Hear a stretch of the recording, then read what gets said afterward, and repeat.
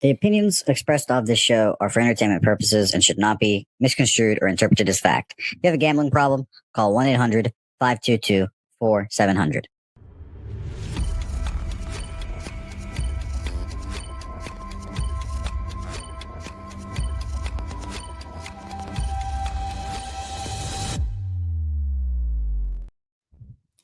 And we are live and direct. This is Walk Off Wagers presented by Pub Sports Radio. I'm your guy, Wine Time Sports, along with me, Spoons Bets. We break down the entire MLB card for Sunday's slate. We've got a lot of good games today to talk about as well. We do this every single Sunday. We start at 8 a.m. over here, West Coast, 11 a.m. over there for the people on the East Coast, 10 a.m. for the Central Timers.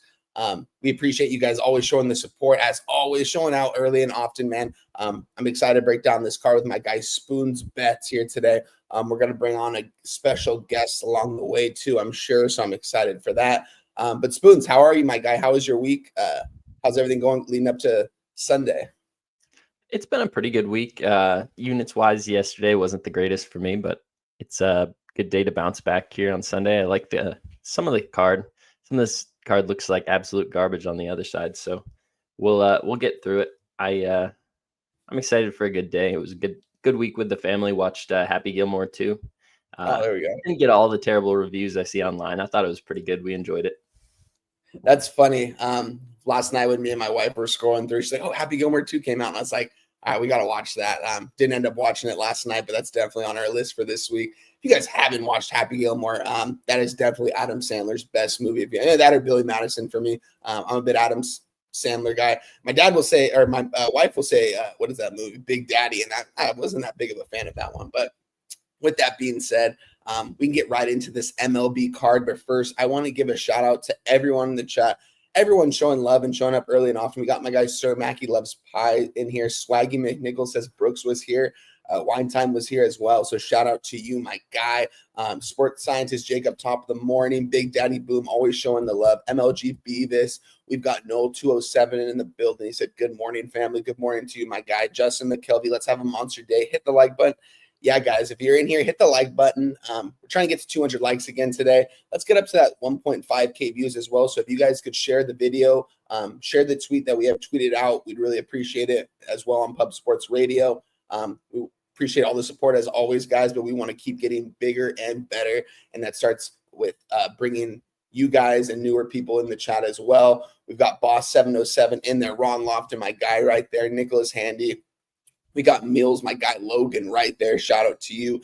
AM says, "Yo, Kong's Clip, my brother. Good to see you." Miguel Sayogo, that's a new name in the chat. He said, "Let go, Spoons." Shout out to you for showing out. Slyon 7107. Hey, boys, thanks for everything, fellas. Hey, thank you, my guy. Appreciate your support as always. Wags, we got a lot of people in the chat that I just want to go over really quick before we break down this monster card. Window Worthy, Stephen Harrison, Sports Betting Patrick, everyone in there. Shout out to you guys. Jonathan Polium right there. We're ready to get right into this card here. We're going to start it off right at the top here, the first game of the card. We've got some time until these first couple games start. This is one of those weird weeks where we only have like one game in the 4 p.m. Eastern Standard Time slot leading up to Sunday Night Baseball, and that is the Angels-Mariners, which I'm excited to talk about as well.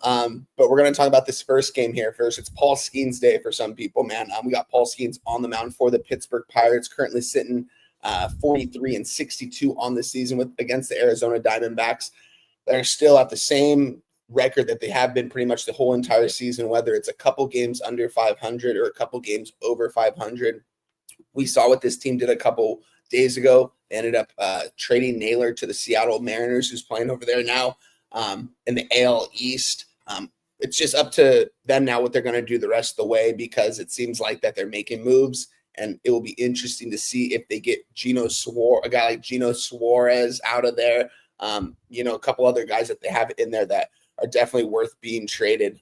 With that being said, though, this is a tough game here, Spoons. Going into this one, getting the Diamondbacks at plus 130. I know it's Paul Skeens. He's always going to be favored with the Pirates, but we also got my guy Zach Gallen on the mound. Hasn't had the best season, hasn't had that great of a season at all whatsoever, for being quite frank here. But he does have some good stuff. I know he is aging a little bit, but I think we can maybe get a good start out of him. I was leaning towards the Arizona Diamondbacks to start this card off. Wasn't actually able to get to the window on this one, though. Shout out to my guy, Just 2 Cents in the building. Shout out to you. And we also got one gifted membership. Kyle Macedo gifted one Pub Sports Radio membership. We appreciate you, Kyle. I've already got one poured out for you, my guys. So I'm going to do that while my guy Spoons takes over and gives you guys the breakdown on the weather, the market, line movement, all that good stuff. Spoons, take it away, my guy. Start it with the weather. Here at PNC Park, no roof or anything, and there's a chance for rain that exceeds 35% towards the end of this game. So there's a decent chance there's a delay during this game. I think they probably get it in. Ballpark Pal has it modeled at plus 10% runs overall, and that's plus 10% home runs, doubles and triples, and singles across the board. This is a game where Paul Skeens' pitch count is probably going to come into a factor. They've talked about it coming into the All-Star break that he's not going to be going out there throwing 100 pitches every time. This is a really important arm to their organization. Last time out, he was able to go pretty deep in the game, but still 80 pitches, and they were ready to pull him before that. So I think it's probably going to be a hard 75 to 80 limit for him here today. I wouldn't expect him to exceed 5 innings out there unless he's really dealing. But opposite side of the mound, Zach Gallen hasn't been very good. I could definitely see the beginning of this game being a little bit of a pitcher's duel, but I bet you between the Arizona Diamondbacks, just rocky bullpen being able to give up some runs, and Zach Gallen, I think there's probably runs in this game. I don't have a bet in it. The rain kind of throws me off. The market in this game, we have 77% of the tickets on the under, 93% of the cash on the under. This opened at a 7, and it moved up to a 7.5 across the board. This line opened minus 160 for the Pirates, and a lot of the books offshore have this down to like the minus 130 range, minus 133. So quite a bit of movement to Arizona. I think Arizona's live here. You take Skeens out of it, I just can't get there with the bullpen. Yeah, Spoons, that's interesting because as I was literally looking out of the lines, as once you took over, I refreshed and saw that it moved 7 cents towards the Arizona Diamondbacks. I had them at a plus 133. They're now at a plus 126, and it looks like it's only going to move towards their direction. You mentioned the rain. I mean, if there is rain, is there a chance if this gets delayed that Paul Skeens maybe doesn't even go? That's another question. I mean, because you mentioned how many pitches he's going to go out there and throw. Pirates have already thrown in the towel for the season. They're not going to make a run by any means. And you mentioned you got to save this guy. This is your future ace. This is the future ace for any ball club, especially the Pittsburgh Pirates. So they do need to keep him on a pitch limit. And with that being said, if he isn't on a pitch limit, I mean, 4 or 5 innings today from Paul Skeens? I kind of want to move on the Diamondbacks here, plus 126. It's definitely on my radar. It's something I wrote down and circled. So we'll see. I'm curious what the chat is saying here. Swaggy Nichols, Gallen and Skeens 6 plus Ks plus 250. I do like that because I do think both of these guys can deal today, like you said, Spoons, especially to start this game. We're seeing a total at 7.5, though. Did this open, I believe, let me double check really quick if this opened at a 7 or a 7.5. It opened up at a 7. We're at a 7.5. That's a little bit fishy. No, it did open up at a 7.5. It was a plus 100. We're currently sitting at a 7.5 minus 105 to the under. It's going to be a pass for me as of right now, Spoons. I do want to move on this game, and I kind of want to circle back on this. I'm going to write it down here. This is one of the games that I had circled, and I was thinking about moving on and seeing that the line movement is moving towards the D-backs. It's just difficult. I don't know if I want to take it now because maybe it's only going to continuously move towards the Diamondbacks here in this spot. Because like you said, I don't think a lot of people really knew Paul Skeens was going to be on a pitch count today, especially the general public when they're capping this game. They're not going to be really looking at that. So I lean towards the Diamondbacks. It's going to end up being a pass for me in this game. One more thing for Pittsburgh. David Bednar and Dennis Santana, their setup man and closer, have both gone on back-to-back days, and that's versus this Diamondbacks lineup. So you'd be throwing 2 relievers out there for a 3rd day in a row versus the same bats if you're going to try to find a way to win this game. I like Arizona here as well. Pittsburgh here is to blow this game in one way, shape, or form. I feel like Skeens will give us a good live number, and I think this is something I'm going to circle just to look at live, see if I can't even get a better number on the Diamondbacks. I like it. I like it. So me and Spoons both leaning towards the Diamondbacks here in this game. Nothing official for us, guys. We didn't tweet either this game out, but this is something maybe we look at the end of the show as we see if it's actually going to go and see how the rain is, because by the time we're done with the show, it's going to be about an hour before the game. So that's going to be interesting. But we can move right on to our next game. Shout out to Beware the Fox. Said I've usually fade teams that are selling their assets like Arizona is. This is a D-back spot, though. I agree with you.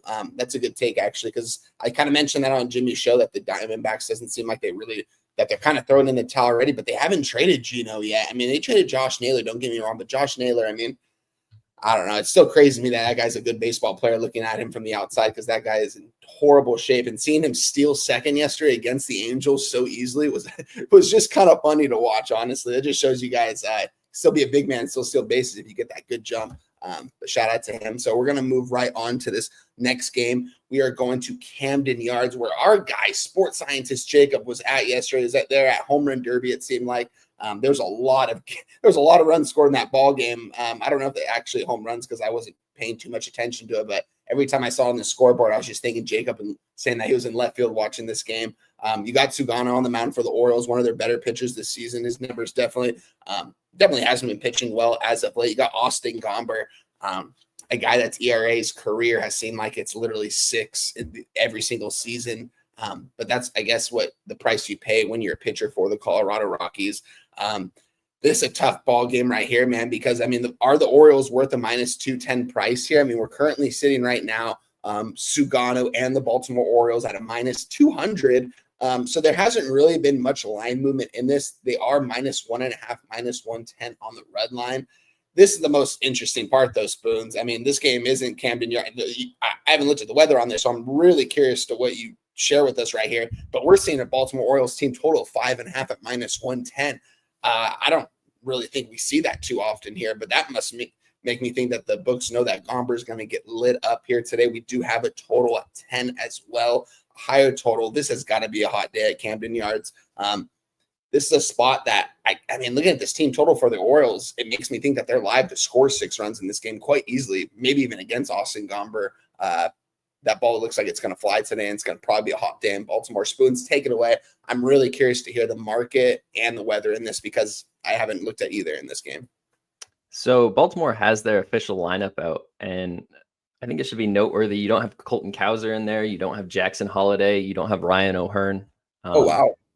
So those are some big bats that aren't in the lineup here today. I'm assuming part of that's just because they're doing management versus a lefty, but I don't expect them to score as many runs. Like, the lineup doesn't look as deep with Kobe Mayo, Dylan Carlson, and Alex Jackson at the bottom. It's just a downgrade in bats. I don't think I can get there with Baltimore in any way here, especially just seeing those bats out. As far as the weather goes in this game, Camden Yards is...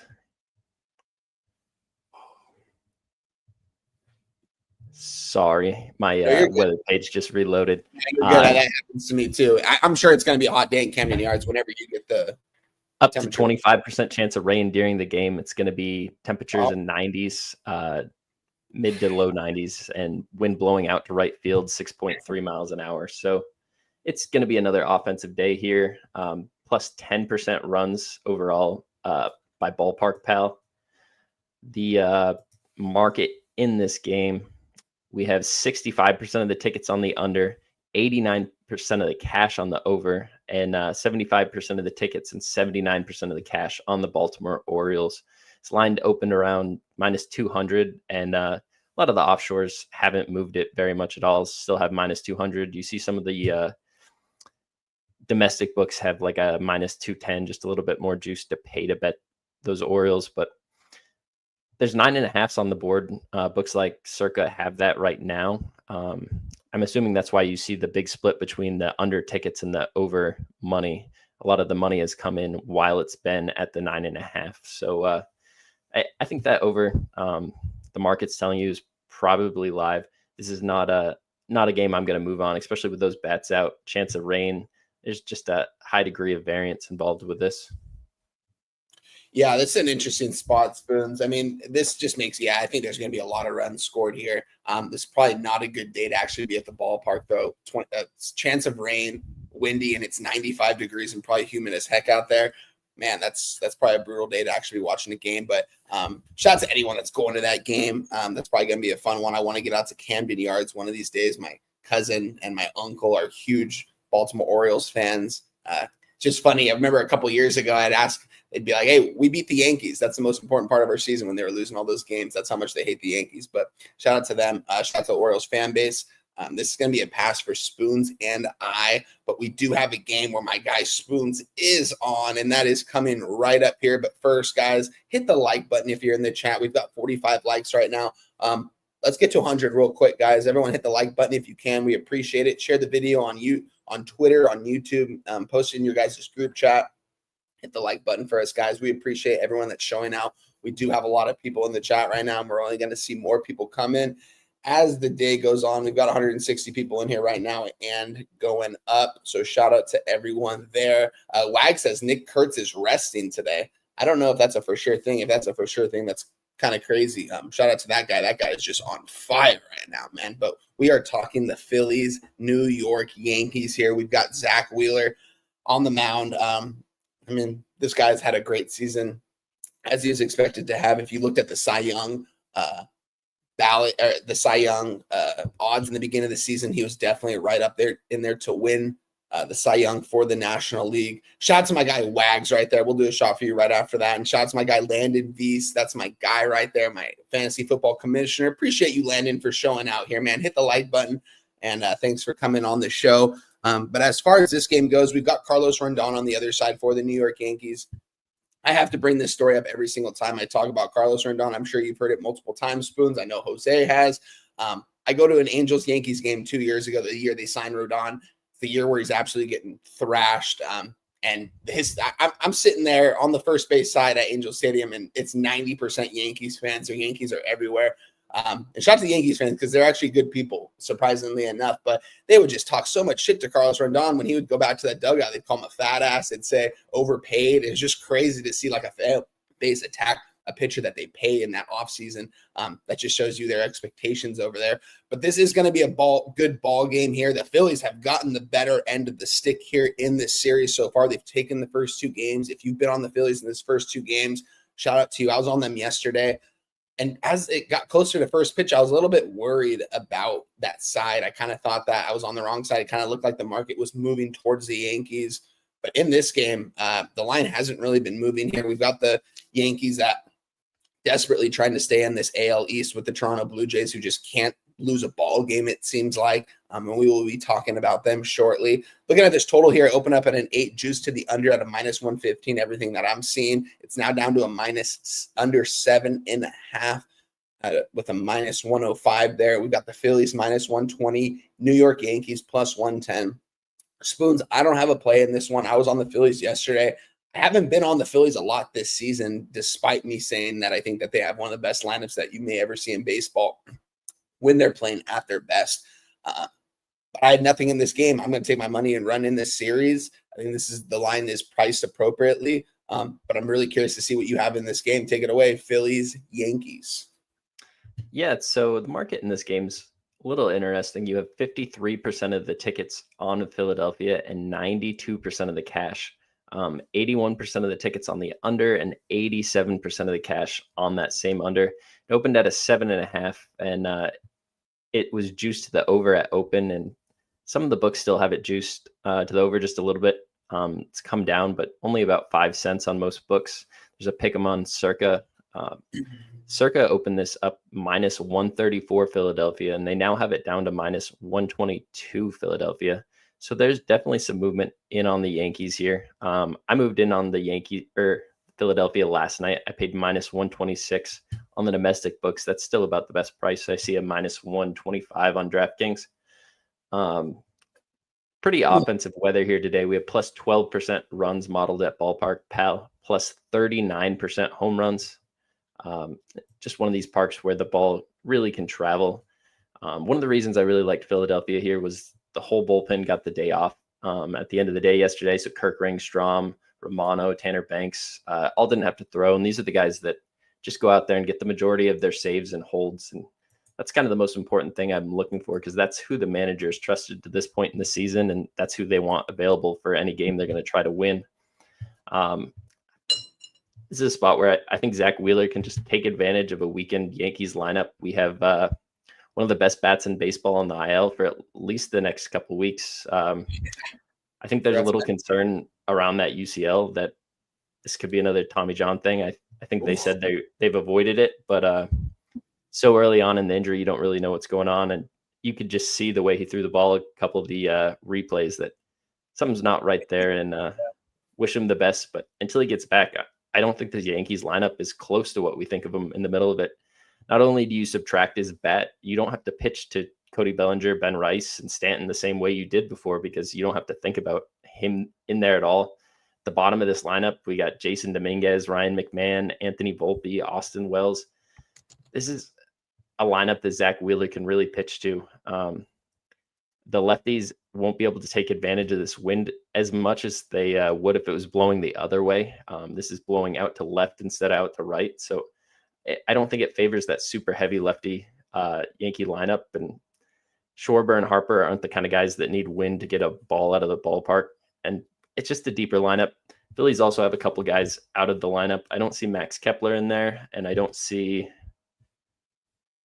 Bryson Stott. So moving day, kind of not the best lineups in there for either team, but I see this being a pretty good pitcher's duel through the beginning of it. And the Phillies find a way to get more runs on Rodon. And once that bullpen comes in, there's not a lot I trust on the Yankee side. So I moved on that Phillies minus 126. I like it. Yeah, that's interesting, Spoons. Yeah, it's crazy. I totally forgot. I've had a lot going on the last 24 hours. I forgot that I saw that Judge is on the IL right now. And that is, I mean, if that's not the best bat in all, it's not only is it the best bat in this Yankees order, it's the best bat in all of baseball. And it's not even close as of right now. Aaron Judge is the best player in baseball, and it's not even close. This is a huge blow for them, especially if you said Tommy John. If it's Tommy John, I mean, we might not see this guy play the field again for, next year. I mean, I believe with Tommy John, though, I don't know, Spoons, maybe you can correct me if I'm wrong. Can you still DH? Can you still hit? Will it do any further damage? So it's a lot easier for like a first baseman to come back or somebody that is just DHing than it is a guy like an outfielder that really has to use that arm. Outfielders, I was looking into it, miss around 10, 11 months. And first baseman, DH, if we look at Bryce Harper, he just recently went through this. Took him probably 5 months to come back and be an impactful bat. So he could come back as a DH, but I don't think it's needs Tommy John right now, but I think they're still assessing everything, and everything, the pain and everything is right around that UCL, which is the common ligament there for those surgeries. So I didn't mean to throw any bad will with the Tommy John comment. It's just something to worry about, especially moving forward. It's just a huge bat. I would hate to see it. Yeah, I think everyone would hate to see it. I mean, I don't like the Yankees, but like I said, I mean, I hate to see a star player like that go down like that. Just see him. He's a first-class player out there too. You don't see him out there doing too much, yelling at the umps for stupid call. Him and Trout are kind of in the same boat for me with the way they play baseball. I like watching those guys play. I also want to give a quick shout out to everyone in the chat. My guy Big Show was in there. Shout out to Big Show and the entire MMA crew over there at Pub Sports Radio.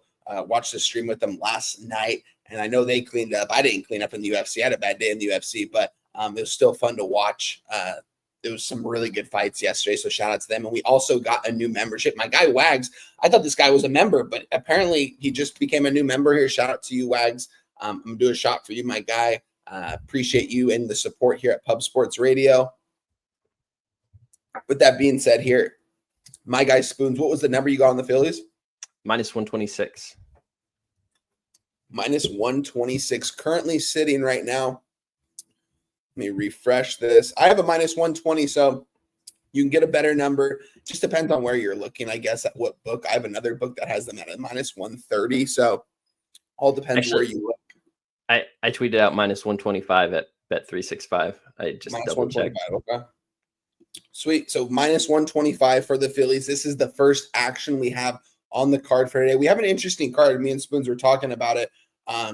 We have a lot. We both moved on, I think, 3 to 4 games here, and they're all in separate games besides one, and we're not on opposite sides or on the same side. So it's going to continuously be a fun show today. And we've got another show down here. We'll see if our producer on the ones and twos, the best producer at Pub Sports Radio, Jose Bouquet, and his Boston Red Sox are going to be playing today against the LA Dodgers here. This has been a really fun series, guys. I was on the Boston Red Sox in the first game at plus 100. I ended up getting on them yesterday at minus 140, paid some juice. I said, I'm going to swallow. If they lose, I'll lose 2.5 units on this ball team and take the loss on the series. They ended up getting it done. Took care of business there. So shout out to the Boston Red Sox. Ended up going even on that because I did pay minus 140. So shout out to them. And shout out to my guy Talk Sports with JT. We got college football right around the corner, man. And I also saw someone said, let me bring this back up here. He said spoons and wine time. All right, let's see right here. Wine and spoons equals prime. Shaq and Kobe love this duo. Hit the like.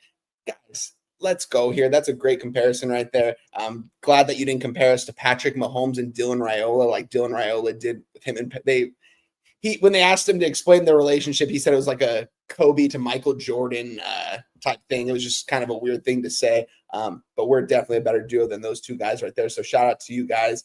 Shout out to my guy Lamont Williams at Good Morning Family, Bacon Longhorns. With that being said here, Boston Red Sox, we've got the Walker Buehler on the mound here today.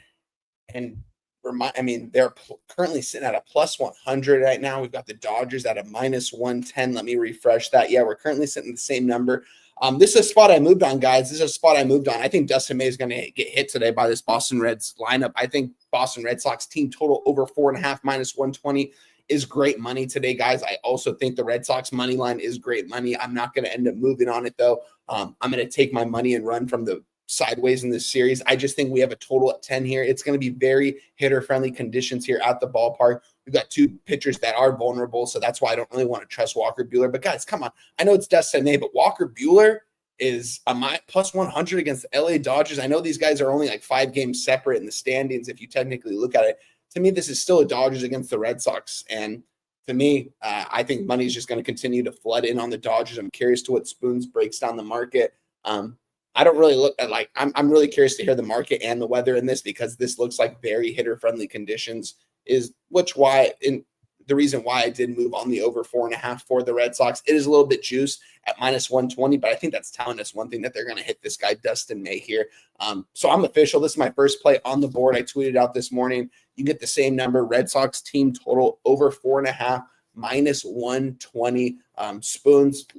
Oh, and then my guy Dabby Cab in the building. Shout out to my guy Dabby Cat, said, what up, homies? I'm on Freddie Freeman over 1.5 total bases, minus 106 in this one. I like that because I think there's going to be a lot of runs scored and we're going to see a lot of hits. So I do like that. Shout out to my guy Sports Scientist Jacob, said, I'll tell Wine Red Sox first 7 team total over 3.5. Interesting. Wow, first 7. That's crazy. I'd have to look deep into my book for that one. That's a good one, Jacob. Shout out to you, though. And let's cash someone. Vincent Hawkins, Bregman, home run. Spoons, take it away. Break down the market here. Break down the weather. Let us know if these are hitter-friendly conditions, or should I be worried about my team total?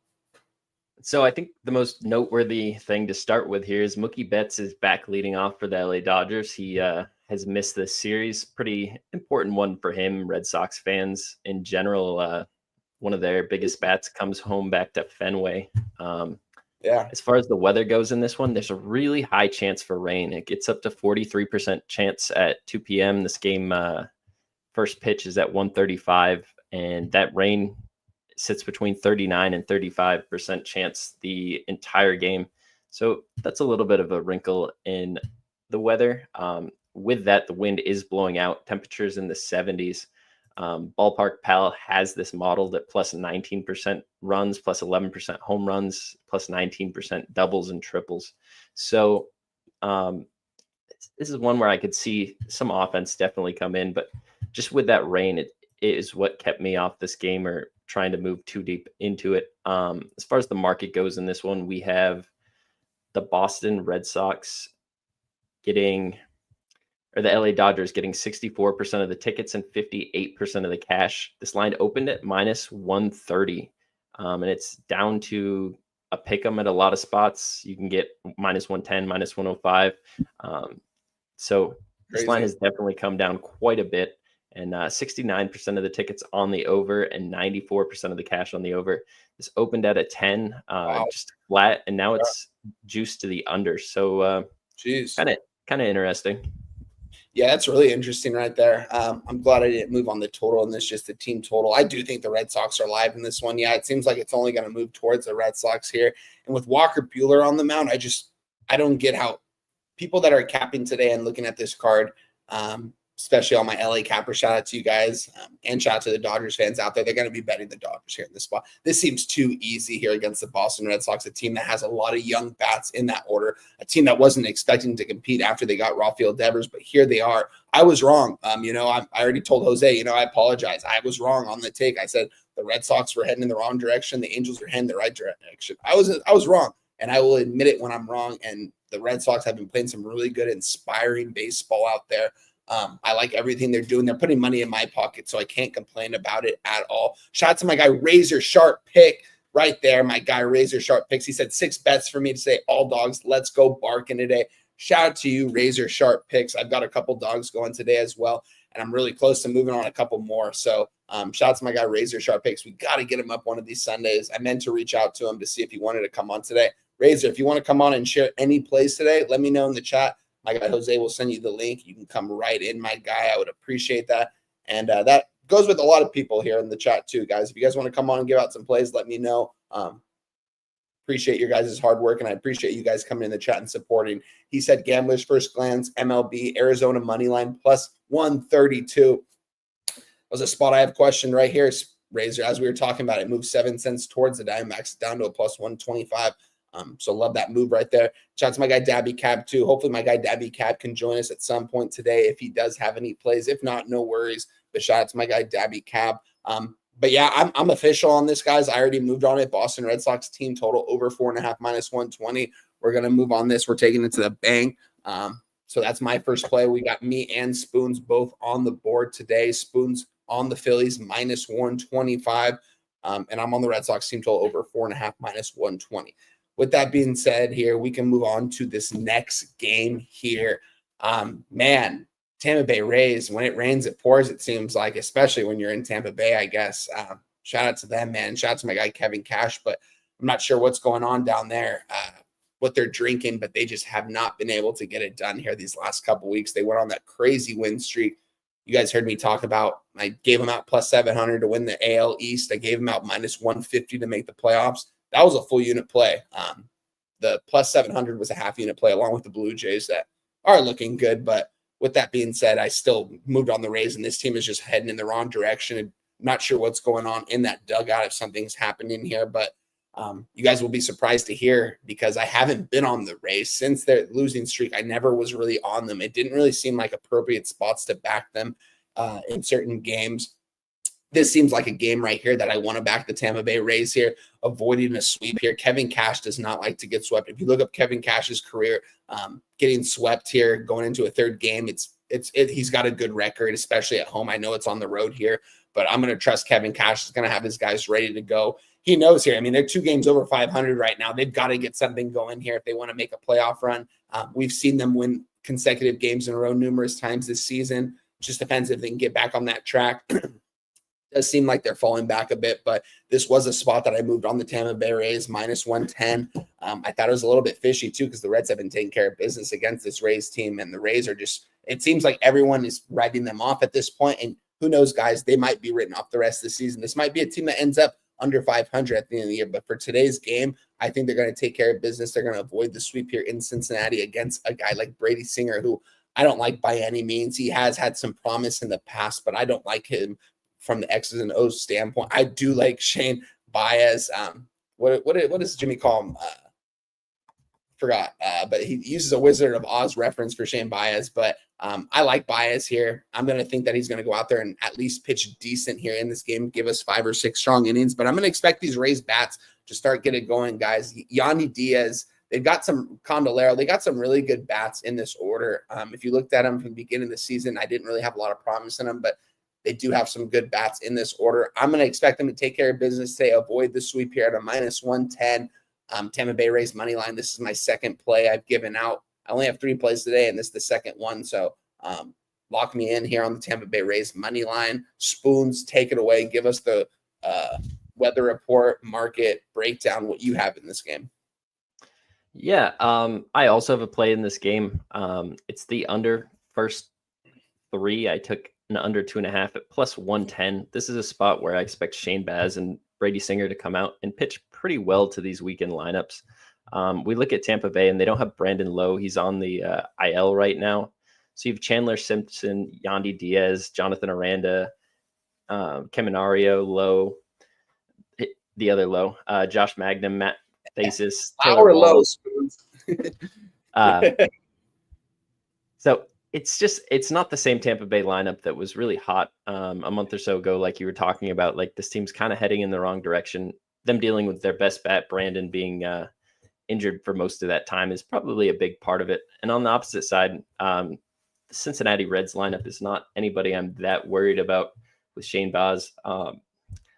Over the last 30 days versus right-handed pitching, they're 23rd in WRC plus. And I think this is a spot where Shane Baz is coming off a really bad home start to the Chicago White Sox. And I think he's just in for a bounce back. And I don't see why he can't do it right here. Cincinnati's small park plays kind of similarly to how it does down there in Florida. So I don't think it's going to be a huge adjustment. Some pitchers struggle coming in here, but this is the same kind of issues he's been dealing with all season long here at home. So I think I want to isolate it to these first 3 innings.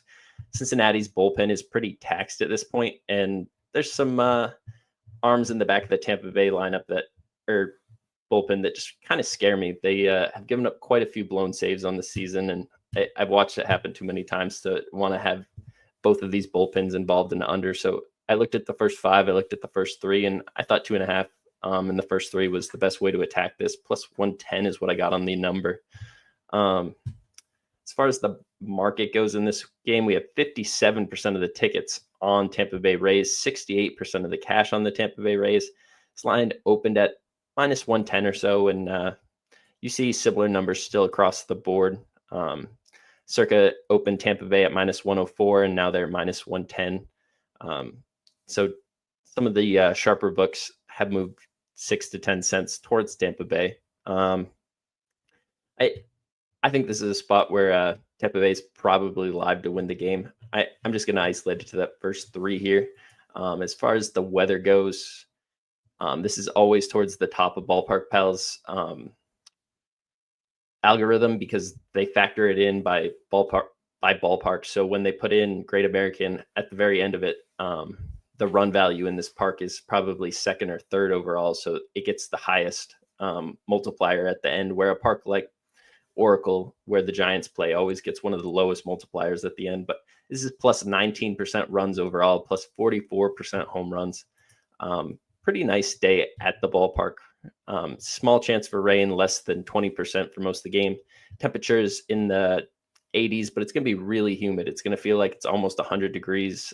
Somebody's been out in this Ohio humidity this week. It's not fun. The longer you're out there, the more you're going to struggle. Yeah, me and humidity don't get along too well. So shout out to you guys for being able to handle that humidity, man. Yeah, that can get rough at times. Shout out to my guy Turnbuckle in the chat, Bacon. Also my guy Lil Domo in the chat. Shout out to my guy Lil Domo. Got to kick it with him for a day or 2 in San Antonio for Public Palooza. Shout out to you, my guy, him and his pops over there. Appreciate the support as always, guys. Guys, everyone in the chat, please hit the like button, guys. We're at 78 likes right now. We've got nearly 200 people watching on YouTube. Almost 300 watching from YouTube and Twitter. If you're in Twitter, come over to YouTube, hit the like button, hit the subscribe button, guys. Don't be afraid to give a donation as well. Got a shot poured out for the next donation that we get. So shout out to you guys and shout out to all the support that you guys give us week in and week out. Me and Spoons both moved on this in 2 different ways. I'm on the Rays money line minus 110, and remind me, Spoons, you are on the under first 3. What was the number you got? Plus 110 under first 3 at 2.5 is the run line there. All right, so we have action in this game, guys. We've got a nice card today, but yeah, we kind of mentioned it. We've got some games that are good and some games aren't good. This next game coming up is really good. I mean, this isn't the 2 best teams in the AL right now. I mean, Tigers, kind of difficult to say that at this point. Spoons, 2 weeks ago, we came out here on the show. I said that the Tigers were going to be a fade team in the second half. Sure enough, I was right. I just wish I would have been on more of these spots against them on the opposite side. I didn't actually have the conviction to move on the opposite side of the Tigers, but Tigers have not been playing good baseball these last couple weeks. Kind of saw it coming. You look at their person. This batting order, they've got some good guys, but this isn't a team that scares me by any means. It was a team that really surprised me in the first half. I think it surprised everyone.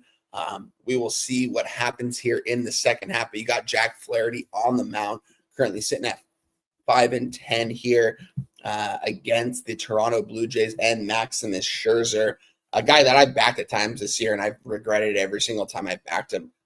This guy, I just don't know what I'm going to get from this guy. It seems like every single start he goes out there. Currently, we're sitting the Tigers, though, -110, and the Blue Jays at a +100. It's crazy. I want to be on the Tigers here in this spot. They have been struggling. They're not playing good baseball right now. And on the opposite side, you got the Toronto Blue Jays, the best, hottest team in baseball right now. Just doesn't really make quite sense, but yet the Tigers are still favored here in the spot with Jack Flaherty on the mound against Scherzer. Neither pitchers are good, in my opinion, this season. Scherzer, he's always just one pitch away from giving up a big fly. It just seems like he's such a gamer. He wants to go out there, and he's a gamer, but it just seems like he's so vulnerable at times, and he sweats like crazy out there on the mound after a couple innings. I really question his condition in this last offseason, because it's probably a reason why he's got blisters on his fingers, because he's sweating so goddamn much out there. You see it him dripping out there in the second inning. It doesn't really make a lot of sense. But he is older, so I guess it does make sense. But you got to take care of the body when the body tells you to take care of itself. I want to move on the Tigers here, Spoons. This is crazy because these are two teams. I said I want to fade the Tigers the second half, and I want to be on the Blue Jays in the second half. This just seems like a spot for the Tigers. I know it's kind of seems like catching a falling knife. It's like, what do you want to do? Catch a falling knife or take the Detroit Tigers? I'm going to take the Detroit Tigers in that spot because I do think that they can take care of business today. I think Jack Flaherty could go out there and at least pitch somewhat decent. I'm curious to hear the hitting conditions, because we do have a lower total for two pitchers that haven't been good at all this year. So Spoons, take it away. I'm really close to moving on my guy. Big Show's Detroit Tigers. I haven't done it in quite some time, but I'm close to doing it here. Spoons, take it away. I'm going to walk away for 1 sec. Yep. So today at the ballpark, we have plus 11% runs modeled by Ballpark Pal in their daily stadium report. It's plus 11% singles, just plus 3% home runs. Temperatures in the 80s. You're dealing with some of that humidity still that you are in Cincinnati. It's going to feel like it's up to the mid 90s. Wind blowing out 5 miles an hour, 2 left. This park generally plays a little more pitcher friendly. This is a spot with Jack Flaherty. He's very used to pitching here. Max Scherzer, kind of wonder how the older guy handles the heat and humidity of this Tigers park. He's certainly no stranger to pitching here himself. Spent quite a few years here in his younger days. But this season, he's got a 5.53 xFIP to lefties, 1.5 whip, and really good news for anybody trying to back the Tigers today. Kerry Carpenter hit a bomb yesterday in AAA, and he got moved right up to the lineup. It was just a short drive from Indy up to Detroit, and Kerry Carpenter is going to be hitting third, and that's a huge lefty bat. So that puts Colt Keith, Kerry Carpenter, Riley Green, Zach McKinstry, Parker Meadows all hitting from the left-hand side today versus Max Scherzer, and I think they can get some runs off him. I initially looked at this line, and I was trying to figure out why it was priced like it was. And I think it was because the books knew that Kerry Carpenter was going to be here before the rest of the public got that information. I said it last night. I thought it was kind of a coin flip whether he played or not. Just it's hard guessing when they're going to move him up if there's no off day involved. But Scherzer, his last few games out there, I mean, that ERA is not looking healthy. 5.14 on the full season. Just gave up 4 earned runs to New York. Another team that has a bunch of lefties in there. I think Detroit can get runs off Scherzer. My big question here in this game is, can Flaherty keep these really hot Blue Jays bats off the board? And that's a really hard one for me. I think the Blue Jays are probably going to get to Flaherty as well. Kind of look at an over here in this game. The further I get into it, I don't have any action on it as of right now. Yeah, it's tough, Spoons. The more I look at this, I mean, I think Scherzer's vulnerable, but shout out to someone in the chat, Swaggy Man Nichols said, happy 41st birthday to Maximus Scherzer. It is his birthday today. I just Googled it to make sure. The big 41 today.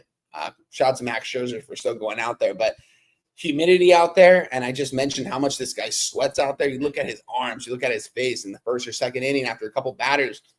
It's probably because he's sprinting out to the mound every time he goes out there. But this guy's drenched, and I'm sure that's how he gets those blisters on his hand too. And can't help the fact that he's 41. The shots Max Scherzer. I think this is a Tigers spot by all means. I'm not going to end up moving on this game as of right now. This might be a spot I move on before first pitch. Maybe we circle back over this game here. But as of for this game, I'm going to stay off this one. We can move on to our next game here. Let me pull this up right here. We've got the Chicago Cubs here going up against the Chicago White Sox. The Battle of Chicago. We've seen some crazy differences in these ball games the last couple of games. Battle of Chicago. Two teams that are heading in opposite directions for their franchises. Got the Chicago Cubs here currently sitting. Is this correct here? Minus 155? What happened to this line? Looks like it's steaming towards the Chicago White Sox here. You've got Ben Brown on the mound here for the Chicago Cubs. You've got Taylor on the mound here for the Chicago White Sox. This doesn't really make a lot of sense to me, Spoons. You're going to have to make sense of this for me. I'm refreshing this just to see if my books make sure that this is the price that we have currently sitting. Here we go. Yeah, Cubs minus 156, White Sox plus 143. I could have sworn I saw the Cubs at a minus 190 not too long ago.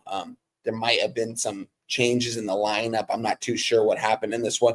This was a game I stayed far away from. Spoons, I know this game has a little bit more to your heart than mine. I kind of lean towards the under here in this spot with both these pitchers on the mound that we don't really have a lot of information on or are really that good. But I kind of tells me that the under is live here. It opened up at an 8.5 plus 100. It's at a minus 115 to the under right now. It's definitely getting steamed to this under. Maybe this gets to an 8 before first pitch, but Spoons, take it away, my guy. I want to hear the market and the weather in this one. Yeah, I was just looking at projected lineups. We still don't have anything locked in official on this line, but I'm going to say with that much line movement, you're going to see at least Kyle Tucker, Pete Crow Armstrong out of this lineup here today for the Chicago Cubs. Kyle Tucker's been dealing with a little bit of an injury. Pete Crow Armstrong's got a bruise on his one knee. So I'm going to assume you're not going to see one of those bats in here. Another thing that helped this line change so much was the Chicago White Sox pitching was a little bit up in the air. Grant Taylor, he's one of their relievers, is going to open this game. It appears to be a full bullpen day. I'm looking still to see if I see any projected long reliever, and I don't at the moment. This is going to be modeled at plus 6% runs overall, plus 26% home runs, minus 18% doubles and triples, because the doubles that would be there are either going to get out or get pushed a little further right into the warning track, get caught. This is a spot where I expect the Chicago Cubs to win the game still. It's almost into a territory where I can bet it. I have some faith in Ben Brown, but the market clearly does not. I'd like to see exactly what's going on with the lineups before I did anything. Initially, I kind of had it lean to the under as well, but looking at some of the past history of these teams, both teams are scoring a lot. And this means a lot to both sides. This is one of those rivalry games. Even if the White Sox are terrible this year, if they take 2 of 3 from the Cubs at home, you can just hang that on your mantle as one win for the season. So I feel like it means a lot more to them. The Brewers on a little bit of a losing streak there. So the Cubs definitely need this game to keep pace, continue moving forward. But at the same time, after 2 losses to the Marlins, if they just drop one more game to the White Sox, it doesn't end up being the end of the world. I'm off this game altogether. As we touched on in the market, it's moved a ton to the White Sox. The ticket count in this game is 71% of the tickets on the Cubs, 78% of the cash on the Chicago Cubs. Open to minus 200s, down to minus 150. You have 50% of the tickets on the over and 53% of the cash on the under. Open at an 8.5, and you can still get that across the board. Yeah, I was going through the chat right here. Someone asked if Rod Z was blocked. He's not blocked. I see him in the chat. It's really hard to get blocked here at Pub Sports. We would never block our guy Rod right there. I saw him in the chat. I think I actually meant, right there. Rod Zawaki's there. He's not blocked by any means. There's no one that's really blocked unless you say something very vulgar to someone. So Shout out to everyone in the chat. I'm sorry if I miss your guys' comments. I sometimes I can't really see them. So they go by so quick, and I'm listening to my guy Spoon's breakdown. I'm sorry if I miss your guys' comments, but I do appreciate you guys for always showing out for us. So let's get right to it. As for me in this game, I'm going to stay away from this game, Spoons. I want nothing to do with it here. This line seems a little bit weird to me. I'm not going to move on the White Sox either. I kind of made it a thing now not to move on White Sox or Rockies games. I'm just not going to do it unless something I'm not sure about that, but I'm going to end up passing on this game here. We can move on to this next game here, though. We've got the Cleveland Guardians against the Kansas City Royals. Let me bring this up here real quick. We've got Noah Cameron again, Tantilo here. We've got the Guardians currently back to right around 500, guys.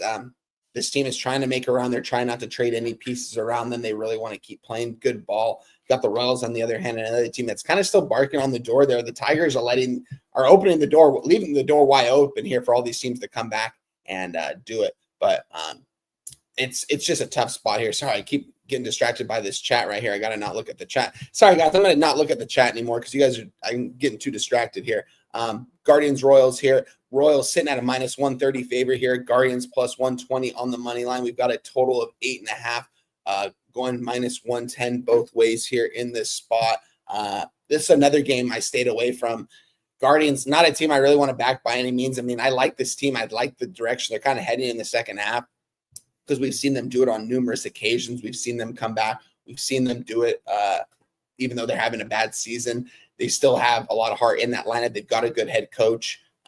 The Royals, on the other hand, another team that's still barking right there at the door, man.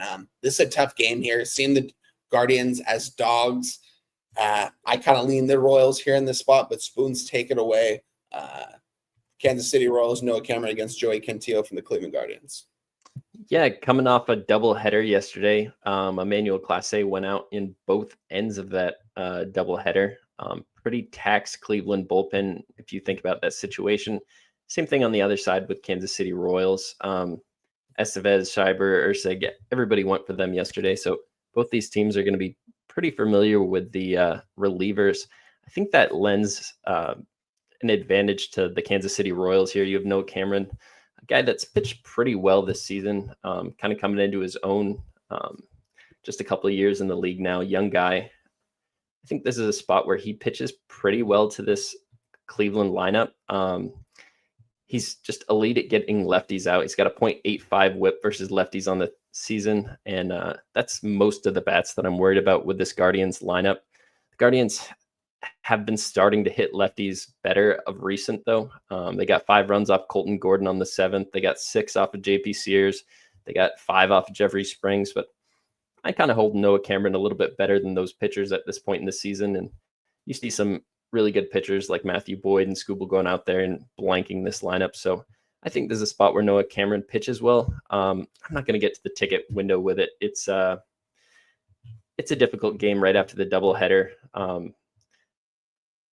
Even though Cleveland threw Class A out there twice yesterday, if they're in a spot to win this game, I somehow feel like they'll just throw him out there again. They don't really care about his arm. They constantly do that. Plus 16% runs modeled over at Daily Stadium report from Ballpark Pal.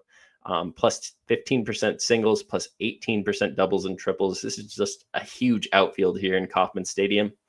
Kind of tends to make fly ball pitchers seem a little bit better than what they are because the fly ball pitchers aren't sending rockets out to the outfield. They're sending soft little pop-ups that sometimes find holes in these smaller parks, but you won't see that here in Kauffman. With these guys, I almost just want to go to the underperforming offenses, but I'm going to leave this game alone. Do you have anything on this wine time? No, I ended up staying away from this game, guys. Shout out to the 220 people watching us on YouTube and the 90 people that have hit the like button. Hit the like button, guys. Without further ado, though, we're going to go into this next ball game.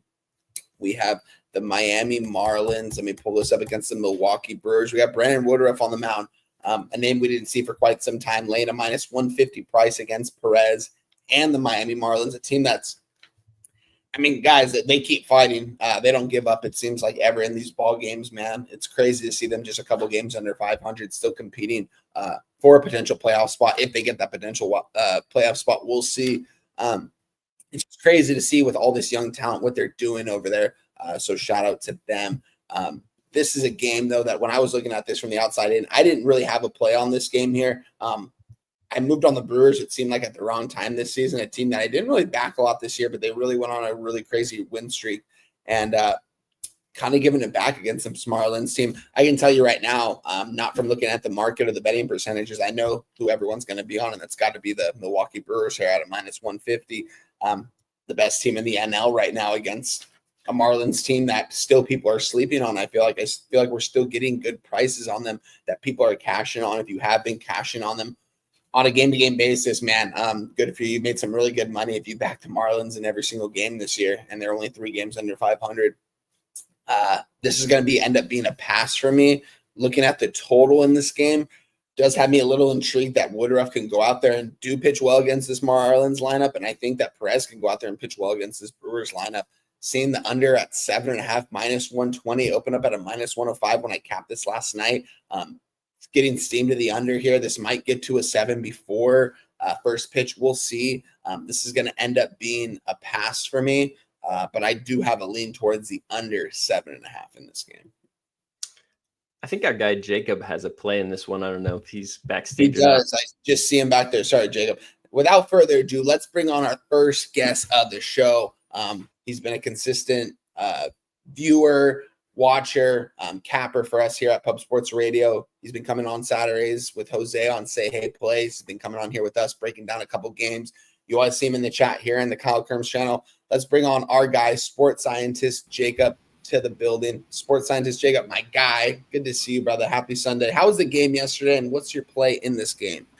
First, to talk about the Orioles game, dude, electric. I mean, I got to witness Cedric Mullins hit his 100th dong. Yeah, I saw that too. He made that diving catch in the outfield, like right by us. The whole stadium was going nuts. I left when it was like 11-0. Like I got up in like the 7th inning or something. It was different. And of course, like I go to like a Royal Farms, get some food. I pop on my phone. I see it's like 18-0. They're just laying belt to ass. I was like, damn, I should have stayed. Like they're just absolutely just killing them. Crazy. Oh, I actually went and bought an Orioles hat just to go to the game. I was like, you got to show support for you got to show some support for the team. Did you have a play in that game? I forgot. I didn't even throw anything in, but I was telling Kyle, some people in the Kyle Kerms network last night, there was a guy in front of me that hit Tyler O'Neill first at bat home run plus 1,200 sitting next to me.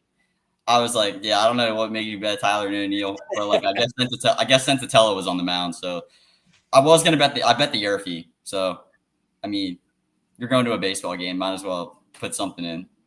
Yeah. So let's touch on the hottest team in baseball, in the Miami Marlins. We got the Brewers here trying to avoid the sweep with you could say their ace on the mound, Freddie Peralta, Woodruff. Like the Brewers starting pitching is really coming around. Like they got Woodruff back. He already pitched against the Miami Marlins this season. It was actually his first game back, and he went 6 innings, 1 earned run, gave up 2 hits. But on the other side, you now have the Miami Marlins ace in Yuri Perez. I really like this guy. He's got a 233 WOBA to lefties, a sub-1 whip. He actually has a sub-1 whip to both sides of the plate. You look at his last couple starts, his last 3 road starts, he has a 2.2 ERA. He went out there and blanked Baltimore in 7 innings, gave up 1 earned run to Cincinnati, 0 earned to Minnesota, just 2 earned to San Diego. I kind of like you were saying, I think the market's definitely telling you that both of these pitchers can go out there and pitch well. I took the first 3 under 2.5. I tend to, if I can get a good price on the first 3 market compared to the first 5, I'll tend to lean more toward the first 3, especially thinking that pitchers, I don't like you think about the second time they go through a lineup, typically a pitcher's worse the second time they're seeing the lineup through. So I think both of these pitchers will go out there. Last time these 2 teams played, the Brewers did get 2 off of Yuri in the first 3, but Woodruff did his thing and shut it down. So I really just need both of these pitchers to be serviceable. It could be 1-1, 2-0. I think we can get out of here with one time through the order for both lineups. I like it. Yeah, I'm leaning there with you, man. I think that both these pitchers are live to pitch well. I mean, looking from the outside, in both these lineups, they definitely have a lot of heart, but not a lot of scary bats in this lineup, although they do come up in the clutch when they need to. It seems like all it takes is a couple good innings. And shout out to my guy, Nasty Nate, in the building. He said, what's good? Shout out to you, Nasty Nate. You're an hour late, my guy. Where you been? Shout out to the Red Sox for giving us that cash yesterday. We're on the Red Sox again today. Nasty Nate, I'm on the team total, though. Over 4.5, -120. Stayed away from the side in that game. Spoons. Our guy Jacob's on the first 3 under. I'm debating on moving on the full game under here in this spot. The bullpens have been, I was going to say, like, you like that full game under. They don't look now. The Miami Marlins have the lowest ERA in the last 30 days. Their bullpen's been nails. And same, I mean, for the Brewers, they're also the third lowest ERA in the last 30 days. And I think most of the high leverage arms are available. I don't have the bullpens next to me. Spoon, do you have the bullpens up? Yep. So Miami got that win last night. Tyler Phillips came in and took over the rest of the game through 45 pitches. So he took care of the game last night. That leaves Bender, Foucher, Henriquez, Cade Gibson, all these guys that have just really been outperforming expectations for this Miami bullpen, very available. And then on the opposite side, Milwaukee lost the last 2 games. So Uribe, McGill, Koenig did come in for a few pitches yesterday, but your 3 best arms, your most reliable guys to get holds and saves are going to be there. So I don't dislike that under at all. I like Yuri Perez to keep pitching well. I think this guy has the stuff to be just an ace in baseball for a long time. I really hope he can stay healthy. Still a young kid, even though he had a couple of years off of MLB. He's got a whip under 1 to both sides of the plate. Maybe Milwaukee's lefties can get to him a little bit, but I also think Brandon Woodruff can cool these Miami bats down. I like where you guys are at with that under. I'm probably not going to get there myself. Sounds good. Jose, you want to move on to the Athletics and Houston banner? I might pop back up. I'll be in the background. All right. Let's move on to this next game here. We got our guy, sports scientist Jacob, who gave us the under first 3 under 2.5 there in Miami, Milwaukee. Very close to pulling the trigger on the full game under. And shout out to my guy, Rod Z. Apparently he got blocked by YouTube somehow. I don't know why YouTube would have done that, Rod. I apologize for that, my guy. I had no idea. I thought that was like people were tripping. I was like, there's no way he's blocked, but YouTube must have blocked it. Appreciate you for giving 5 Pub Sports Radio memberships. Hope to see you back here on the stream. Whenever you have a free Sunday, my guy, definitely got to reach out and have you back on the show. Because our guy, Rod Z, man, I mean, that's one of the best in the business right there. So I appreciate that. It's a great gesture. Appreciate everyone in the chat. Shout out to you guys. I got a shot poured out right here for my guy, Rod Z. Spoons, take it away. I'm going to have you start this one off. Athletics, Houston Astros. Yeah, Athletics, talk about hot bats with Miami. These Athletic bats are just as hot recently. Nick Kerr, just one of the best offensive games we've ever seen, going off there the other night. 4 home runs, 6 for 6, almost had 5 home runs, was like 1.5 feet away from clearing that wall for a 5th home run. Just incredible work, but he's going to have the day off today. So that's a huge guy out of the lineup for Oakland. Sacramento. I was kind of looking at the Sacramento side in this game. Obviously, without him in the lineup, it's not as advantageous to try to back them. You got Andujar, Butler, Brent Rooker, Shane Langoliers, Austin Wynns, Urshela, Thomas, Schumann, and Urias. So the lineup is just not as strong. But on the opposite side of this, we're talking about a Houston lineup that's missing 5 starters right now. McCormick is back, but he's not playing today, so he's still probably dealing with some injury stuff.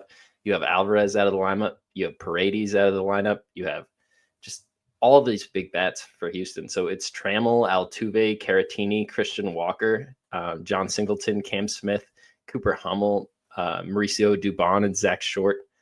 This is a huge lineup advantage, even with Nick Kerr out, in my opinion, to the Athletics. But Colton Gordon has really proven his ability to pitch pretty well in the majors at this point in the season. And that's kind of another thing that's keeping me off this. I think he can probably pitch well to this Oakland team. They do have a bunch of righties, and he struggles more with righties than he does lefties, but there's too much conflicting things on both sides of this, my X's and O's, to really get me on this game. This is Dakin Park, minus 7% runs overall modeled at Ballpark Pal. You have this in a roof, so it doesn't really get affected by weather that much. I think this is a spot where the pitchers can pitch well early, but I would worry getting into the bullpens and stuff. There's a lot of arms I don't really trust on both sides of this. As far as the market goes in this, we have 69% of the tickets on the Sacramento Athletics, or 68% of the tickets on the Houston Astros, and 57% of the cash on the Houston Athletics. Sorry, absolutely butchered that. 69% on the under and 63% of the cash on the under. Total opened up at an 8, and it's juiced to the under. At some of the books out there, you can still get minus 110 on both sides. Opened at a minus 135, and there's not been a huge movement either way. And that tells me the books already knew that Nick Kerr was not going to be playing yesterday when they set this line, because that's one bat right now that should move a line at least 10 cents. Yeah, that's a tough matchup right here, Spoons. I just want to give a quick shout out to our guy Gorky out there. He didn't gift, he donated three $2 donations at $6 right there. That equals a membership. Shout out to you, Gorky, my guy. Gorky, I got to get you on here too. If there's ever a time, if you want to pop on backstage, my guy Jose will send you the link if you want to give out a play. Would love to have that. My guy, I apologize. I've been meaning to reach out to have you get on the show. That goes with my guy Stacks too. I don't know if Stacks is my guy. If you want to get on here as well, would appreciate you coming on, giving out a play. If you don't want to, it's all good as well. And shout out to my guy Rod Z as always. He told me, he's going to get me on the under right here with this Milwaukee Brewers game with this trend. He said, Wine Time, bet the under Milwaukee home games after having lost 3 of their last 4 games. The under record during the 2025 season, 9-1.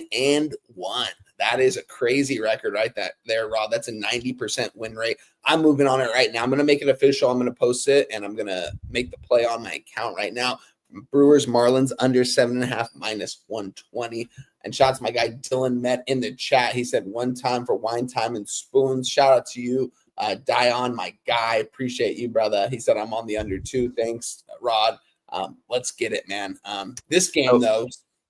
J-Main is asking about JT Ginn.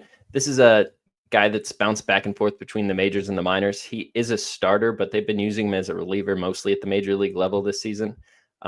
Went down to AAA, threw a couple of outings, did pretty decent, came up and pitched 5 innings versus Texas. His splits are horrendous versus lefties, and you don't have to really worry about any lefties in that Houston lineup. Trammell is a pure lefty. Caratini's a switch hitter.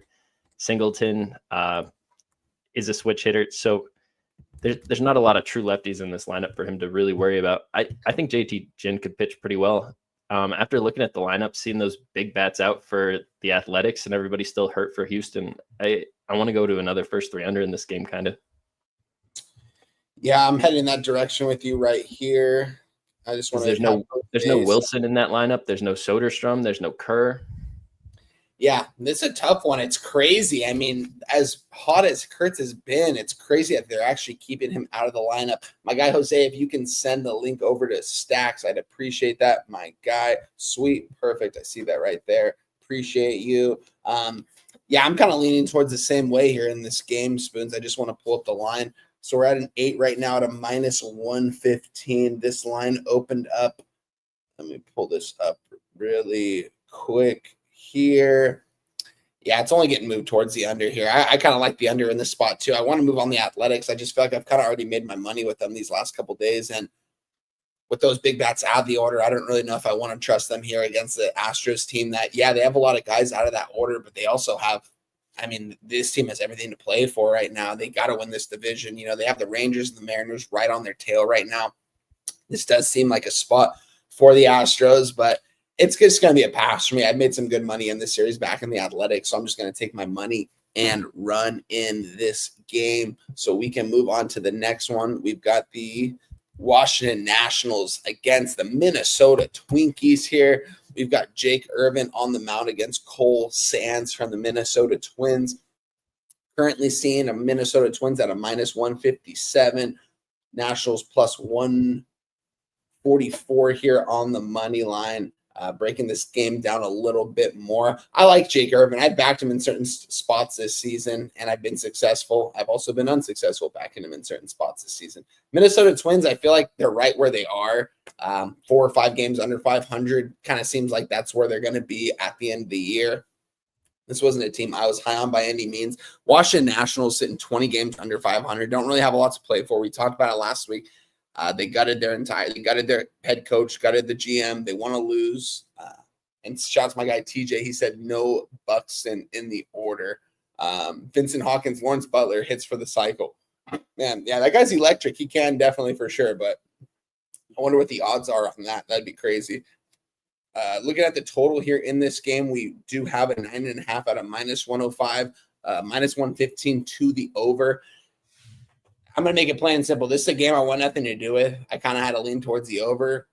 It seems like both these pitchers are going to be vulnerable today to these lineups. I'm curious to hear the weather conditions in this one. Spoons, take it away. Washington Nationals, Minnesota Twins. We got Jake Urban against Cole Sands. So Cole Sands is going to be an opener for the Minnesota Twins, and the primary reliever today will be Travis Adams. He's a 25-year-old out of Sacramento State. He's made a few appearances in the big leagues so far this season. 2 4-inning outings versus the Rays and the Pirates.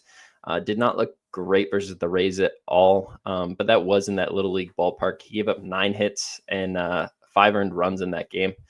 Not a single home run either, so they were just belting it around the park. The Pirates only got 2 hits off him, but it was a 2-run home run, so gave up 2 runs there. Just 1 inning of relief versus the Rockies. Looked really sharp. In the minors, this kid's been pitching pretty well.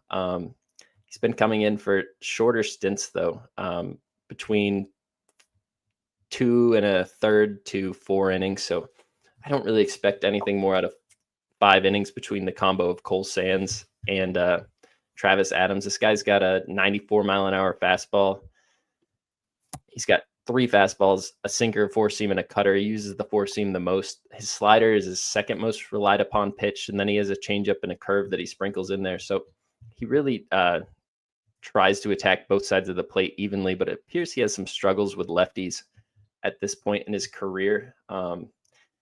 That's kind of a big deal when you're talking about the Washington Nationals, who have CJ Abrams, James Woods, Josh Bell, Nathaniel Lowe, Luis Garcia Jr., and Dale Lyle, all hitting from the left-hand side of the plate. I think there's a lot of value on the Washington Nationals here.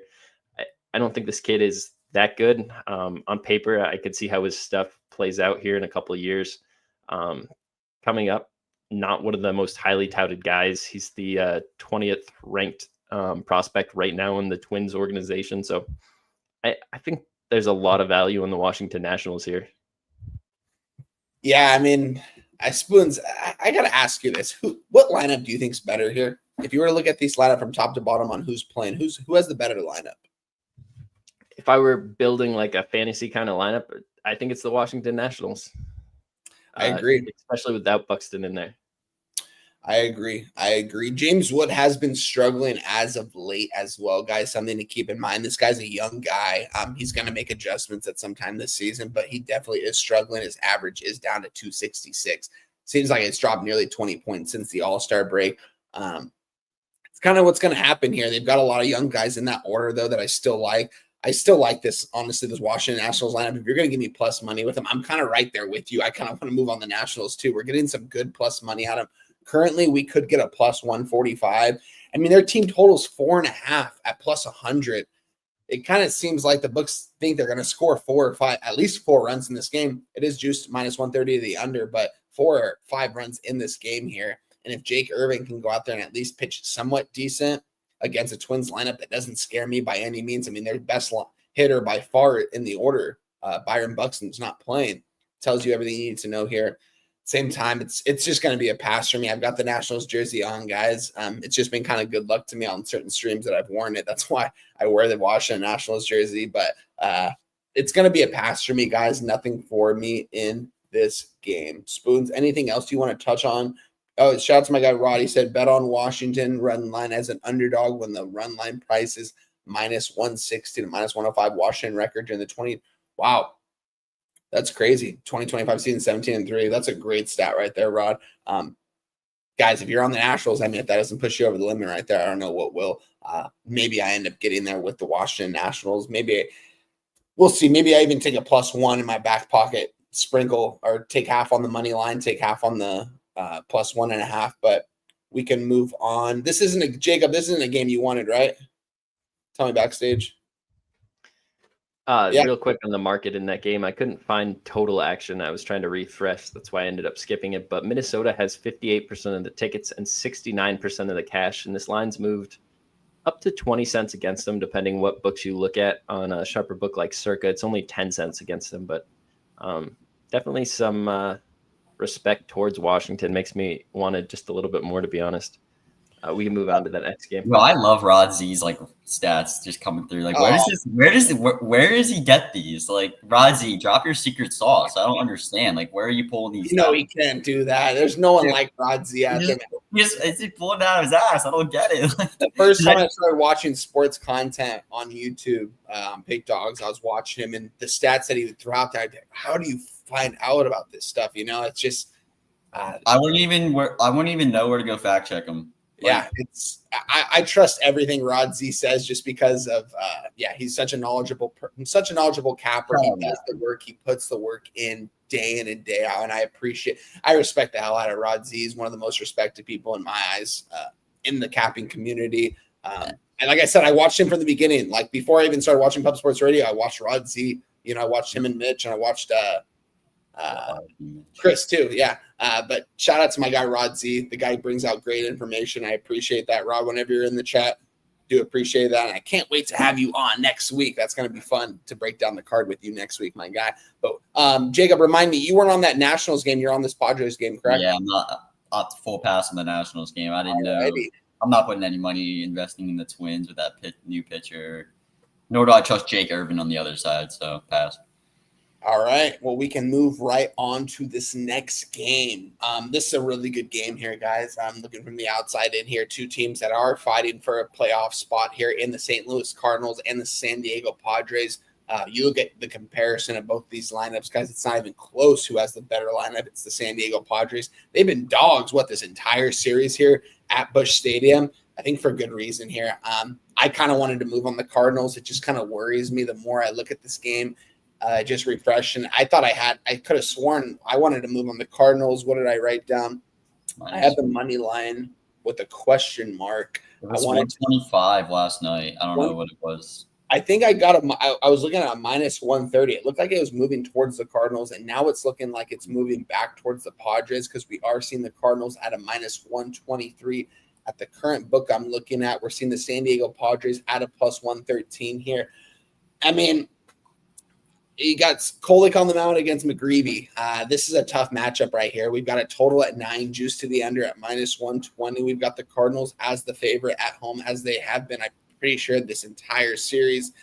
When I capped this game, I had the St. Louis Cardinals. I figured that it was only going to move towards the Cardinals here in this spot. They're going for the series right here. They've split it evenly at 1-1, I believe. Oh, no, it's been 2-1 Cardinals. So this is a 4-game series. So Padres coming off the 3-1 victory yesterday, going into this game right here. I want to move on the Cardinals. That's the only side I can move on here. I think McGreevy can go out there and actually pitch decent, but we are seeing a total at 9. We did see it at -105 when it opened up. It is down to a -120. So we might see an 8.5 before first pitch. This is one of the games, doesn't start until 11:15 over here. So that's a little less than 2 hours away here. So I'm curious to see where this line moves. Jacob, we're going to start with you first here. San Diego Padres, St. Louis Cardinals. We got Kolek against McGreevy. What do you have in this game, my guy? Yeah, so just to start with my bets, I moved on an under 9.5 at -125 yesterday. I don't know what the price is now. I think it's moved obviously more towards the under. I moved on a first 5 under 5.5 as well at -120. I know that's moved as well. Probably better to take a 5 there. I'm totally with you. Last night I was looking at it and it seemed like an affordable price to take the Cardinals at home. McGreevy's getting this start and now is the starter in this rotation because Eric Fetty got DFA'd. So they definitely trust McGreevy here.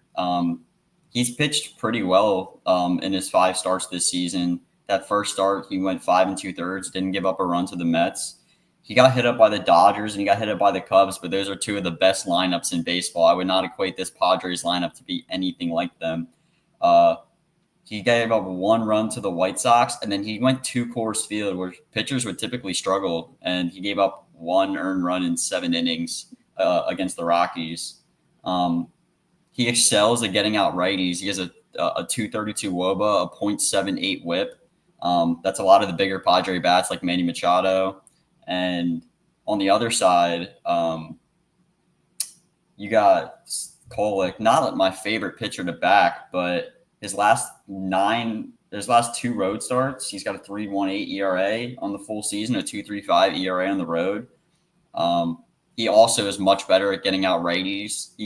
Significant lefty-righty splits, a 355 WOBA to the left side, 269 WOBA to righties. And you will have to see, obviously, Brendan Donovan, Alec Burleson, but there's not enough lefty bats in that lineup to really make me think that the Cardinals are going to put up a big number against him. They only are going to put out 3 lefties in their entire lineup, one of them being Victor Stott batting in the 9-hole. So I think both of these pitchers will be able to go out there and pitch well, not to mention that I'm pretty sure the Cardinals' entire bullpen is fresh. And the Padres have the best bullpen on the season. So I split my units. I took that first 5 under. I like both starting pitchers, but I also think the bullpens can hold it down as well. Just to touch on the weather too. It's a pretty neutral game in St. Louis today. Plus 0% runs, just a wash according to Ballpark Bow. So in St. Louis, they're dealing with some major humidity. Temperatures are going to be in the low 90s, 91 to 92 during the game, but it's going to feel like the low hundreds, 100 to 105. So this is going to be really hot weather for these guys to be out there on the mound. Chance for rain that exceeds 15% during the middle of the game. So some of that humidity could break and some of that rain could come down, but under 20% chance. I don't worry too much about it. Stephen Kolek, I think our guy Jacob did a great job breaking down McGreevy. This is a young pitcher that I really like. I think he has the ability to pitch well in the majors. Obviously, the Cardinals think the same thing. He's running out of options between the minors and the majors, and they just got rid of Fetty, and they're going to keep him up in the majors for the rest of the year. This is a guy that really could have made the rotation coming out of spring training. He was pitching very well at that point. But Stephen Kolek on the opposite side, 1.63 whip to lefties, really struggles with them. When we think about this Cardinals lineup, there's not a ton of hard-hitting lefties, but it is Brendan Donovan and Alec Burleson in the first 2 of 3 spots, and those are 2 of their best bats on the season, 2 of their most productive bats. I think this Cardinals lineup can really get to Kolek here. I'm not a Stephen Kolek fan. Our guy Toast is a big Padres fan, and he says he doesn't expect this guy to be pitching in the majors much longer, so I agree with that. This is a spot where I already moved on the Cardinals. I believe I got minus 125, minus 126. Let me double check that. I mean, it'd definitely be Cardinals for a side too. We could talk about how bad the Padres are on the road. They're the 24th in WRC plus in the last 30 days, 25th on the season. Like, again, I think this is a Padres lineup that's been underperforming for what you expect their bats to be. I mean, the bottom half of their order, you got guys like like Elias Diaz. They're playing Bryce Johnson, Jake Cronenworth. Like, none of these guys are really doing any damage there. They're really relying on Tatis, Arraez, Machado, and Merrill at the top of the order. Actually, Bogarts too, to really produce all of their runs. I'm sure if you looked at the stats, those are the guys crossing the plate pretty often for them to try to win ball games. So the Padres had to use every good arm in their bullpen yesterday, and the Cardinals got to rest every good arm in their bullpen yesterday. Sorry, one time. Go ahead, take it away.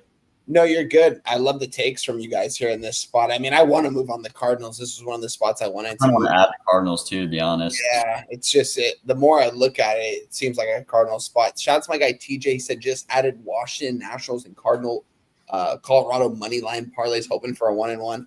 I love doing those when you take $2 and you're just really hoping for a 1-1 there in that spot because you're going to profit.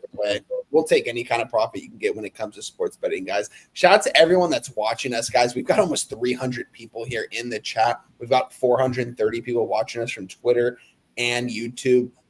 love to see this, man. The numbers that we've been getting are through the roof, and we appreciate you guys. We're nothing without you guys. It's the reason why we do this show is because we wanted to bring content on a Sunday. Not a lot of shows were doing it on a Sunday morning.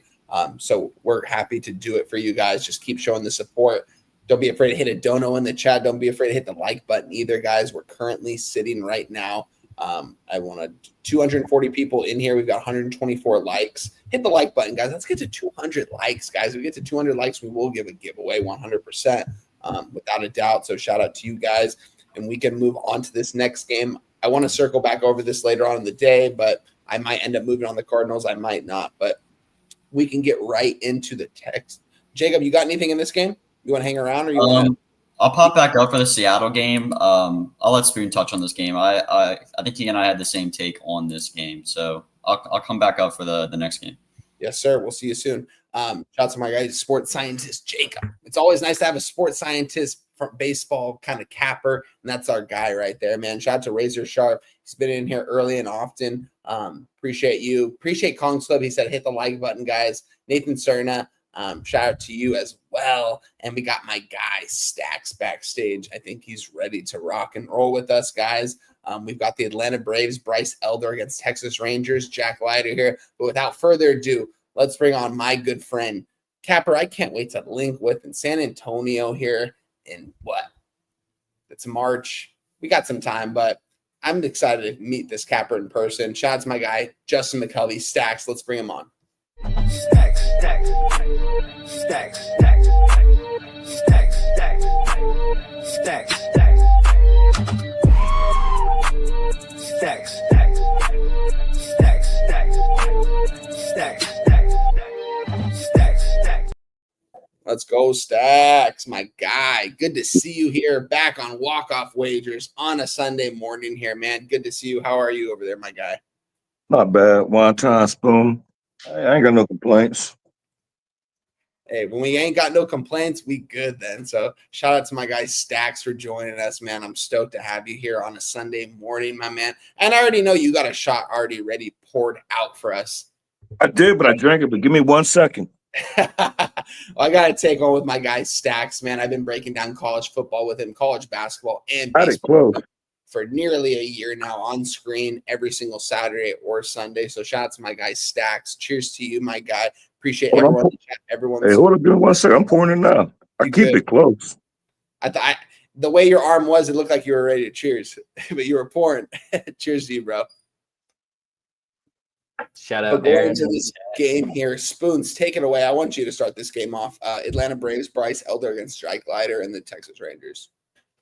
Yeah, I'll start with the market in this game. We have 62% of the tickets on the under, but 88% of cash on the over. This line opened at an 8.5 and it moved to a 9. It moved pretty quickly. It looks like some of the sharper books like Circa just opened this at a 9, and all they've done is just kind of bounce the line around from a juiced over to back at a pick 'em. So not a ton of movement with the total in this game. As far as the side goes, 62% of the cash, or 62% of the tickets on the Texas Ranger, but 80% of the cash on the Atlanta Braves. We saw this line open at minus 120, plus 100, and kind of bounced around a little bit. I see it up to minus 125 on some of the domestic books, minus 126. So not a ton of movement at all. I got the Texas Rangers money line on my card. I bet it last night. This is a spot where I expect Jack Leiter to be able to come out and pitch pretty well to this Atlanta Braves lineup. We look at him on the full season, and this team is 18th in baseball WRC plus, I think, versus right-handed pitching. I think coming into it, we would have all expected this to have been a top 10 lineup, but throughout the course of the season, we've really just seen all the holes they have, and I think Jack Leiter starting to pitch a lot better. This is a highly touted kid. He's got multiple relatives in the major league ranks over the years, and versus righties, he struggles a little bit more than he does lefties. The big thing with lefties in this lineup is Matt Olson, Jerickson Profar, Drake Baldwin, Michael Harris. These are the big bats he's going to have to get out from that side of the plate. Acuna is the only bat that I worry about him. If I was looking for props, maybe I would look for an Acuna prop, but I think this is a spot where he just gets to come out. He's a little more comfortable at home. He's getting to stack a consecutive home start, 2 in a row now.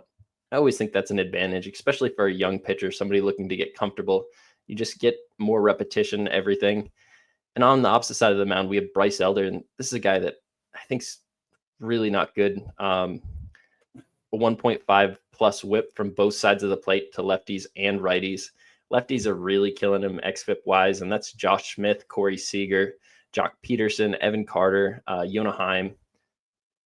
I really think this Rangers lineup gets to Bryce Elder early and often. I think this is a spot where we have all the bullpen arms available for Texas still, and I think they come in and get another win. I'm not big on Bryce Elder at all. I see somebody in the chat asked about a fantasy question, Elder or JT Ginn. I would only go JT Ginn there, and I'd look for other options because Bryce Elder would just not even be anybody I'd think about. This Texas lineup has finally gotten healthy. They were missing some of their bats earlier in this season, and getting people back, it just makes the lineup so much deeper. When you have actual bats in the 7 through 9 hole, it's so much harder to go through. And Yona Heim was being forced into hitting in the 5 hole, and now he's the 9 hole hitter. This is just a spot where the Rangers bats are going to have a much better matchup to hit. And I like the Rangers bullpen better than I do the Braves bullpen. This is a affordable price for me. I'll give you the juice I got on that. It was Rangers money line minus 115. Rangers money line minus 115 currently sitting right now. Rangers are a minus 125, so it's only going towards Jack Leiter, the Texas Rangers way. I mean, guys, the Texas Rangers are playing good ball right now. I'm not going to lie. This was a team I wasn't really expecting to play this much better baseball in the second half of the season. But, yeah, the Texas Rangers are right there with the Houston Astros and the Seattle Mariners. Angels and the Athletics are only falling off, but that division is wide open with those 3 teams, especially the way they're playing baseball right now. I mean, we're seeing the Astros. I mean, they're hurt right now, guys. I mean, seeing them trying to replace the studs that they got rid of this last offseason and then seeing the injuries that they have. If you look at this team right now, I mean, this team isn't winning one playoff. It doesn't matter who they face in the postseason with this current lineup. Yeah, they still have some time to get healthy, but it's going to be really interesting to see, guys. It's pretty fun to see the Rangers here 5 games over 500. As bad as they were playing, they've got a really good manager over there in Chris Bochy, who has these guys locked in and saying, you know, we won a World Series a couple years ago, guys. We have this pretty much an identical roster, if not a more talented roster with a better pitching staff. They just couldn't perform in the beginning of the season here. It's going to be a pass for me, guys. I don't want to have anything to do with this game. Shout out to my guy Spoons for being on the Rangers here in this spot, but I'm curious to see what my guy Stacks has in this game. Stacks, take it away. Atlanta Braves, Texas Rangers. What do you have in this game, my guy? Well, I'll start off by saying, this, something that jumped out to me. Starting Friday, I started my Fade the Braves World Tour. I feel like they owe me a lot of money. I defended them all year. As y'all know, that's my team. I defended them all year, took a lot of flack for it. I'm done defending them. I feel like we bought Dane Dunn and made me think they're buyers, but now I think they're sellers. But one thing I realized, Elder and Spoon took a lot of my cap, but it helps me out even more. I took Corey Seager for Stacks play today, number 1. Corey Seager over 1.5 bases. I got minus 110. And the thing about it was I got a better number when I first looked at it, and then last night, and then when I woke up this morning, moved minus 110. I don't like him, period, but he can't get out lefties. Yeah. Seager's hot right now.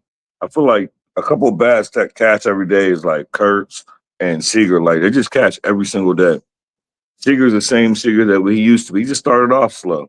And if you can't get out lefters, you're in a bad spot to face Seager for a team that's fighting for the playoffs. So Stacks player today, number 1 is Corey Seager over 1.5 bases, minus 1 or over minus 110. And I also seen Dabby was on it too. So, little case, I love when me and Dabby align. We don't align a lot. We're usually against each other, but when we align, nice things happen. Yeah, when my guys Stacks and Dabby Cap are on the same player prop, that means I have to move on the same prop right here. I just want to give you guys an appropriate number at what I'm going to get here in this ball game. Let me go to this really quick here. I love the look here. I mean, I think it's over 1.5 for a reason at a juice price at minus 110. I mean, Corey Seager's no one. My only factor in this one, Stacks, is that I don't know if they're going to want to really pitch to this guy. I mean, we saw them not want to pitch to him yesterday. And what happened? Marcus Semien walked it off for them because they didn't want to face Corey Seager. No one wants to face this guy. But the thing about that is, my fault, I ain't mean to interrupt you, but the thing good. about that is he's going to get at least 4 bats. I expect the Rangers to get a lot of runs. So 4, possibly 5 at bats. How many times you going to pitch around him? If you give me 2, I like my chances. And like you said, one thing I look at props, I usually don't bet 1.5 bases for minus. But when the books is telling you, like, they can't give you plus money with Seager in this position, I feel like you should just sprinkle, like he said, like a lot of left-handers. Like, but I might sprinkle his bomb. But I'm not a big home run. I tell your 1 home run prop, but I'm not a big home run prop better. I'd rather bet the RBI. But yeah, no, I feel that. Currently, we are sitting at a Corey Seager over 1.5 bases. I'm getting a -110 right now. And he is the only favorite. I should take that back. Matt Olson is also a favorite to have one. He's the biggest favorite to have over 1.5 bases today at -120. That's wild. Yeah, I might move on like a Matt Olson 1+ total hit and a Corey Seager 2+ hit in a little parlay here today, here in this spot. Because Matt Olson being -120 over 1.5 bases. Let me just look really quick what his home run prop. I mean, yeah, it makes sense. Matt Olson to hit a home run is +225 right now. Matt Olson. I never even looked at no Braves props because I'm so done with the Braves. They got me so mad that like I'm not defending them. I'm not betting them. It's either fade or nothing. So I never looked at their prop. I just wrote that down though. And what's also interesting, Sean Murphy only a +325 to hit a home run here today. Pretty interesting to see here. I don't know if I can get to Olsen because I have a little thing. And I put it in the chat. I'm also on the Rangers. So I love to hear that me and Spoon's on. I think I want to say I seen that on X. I think I did.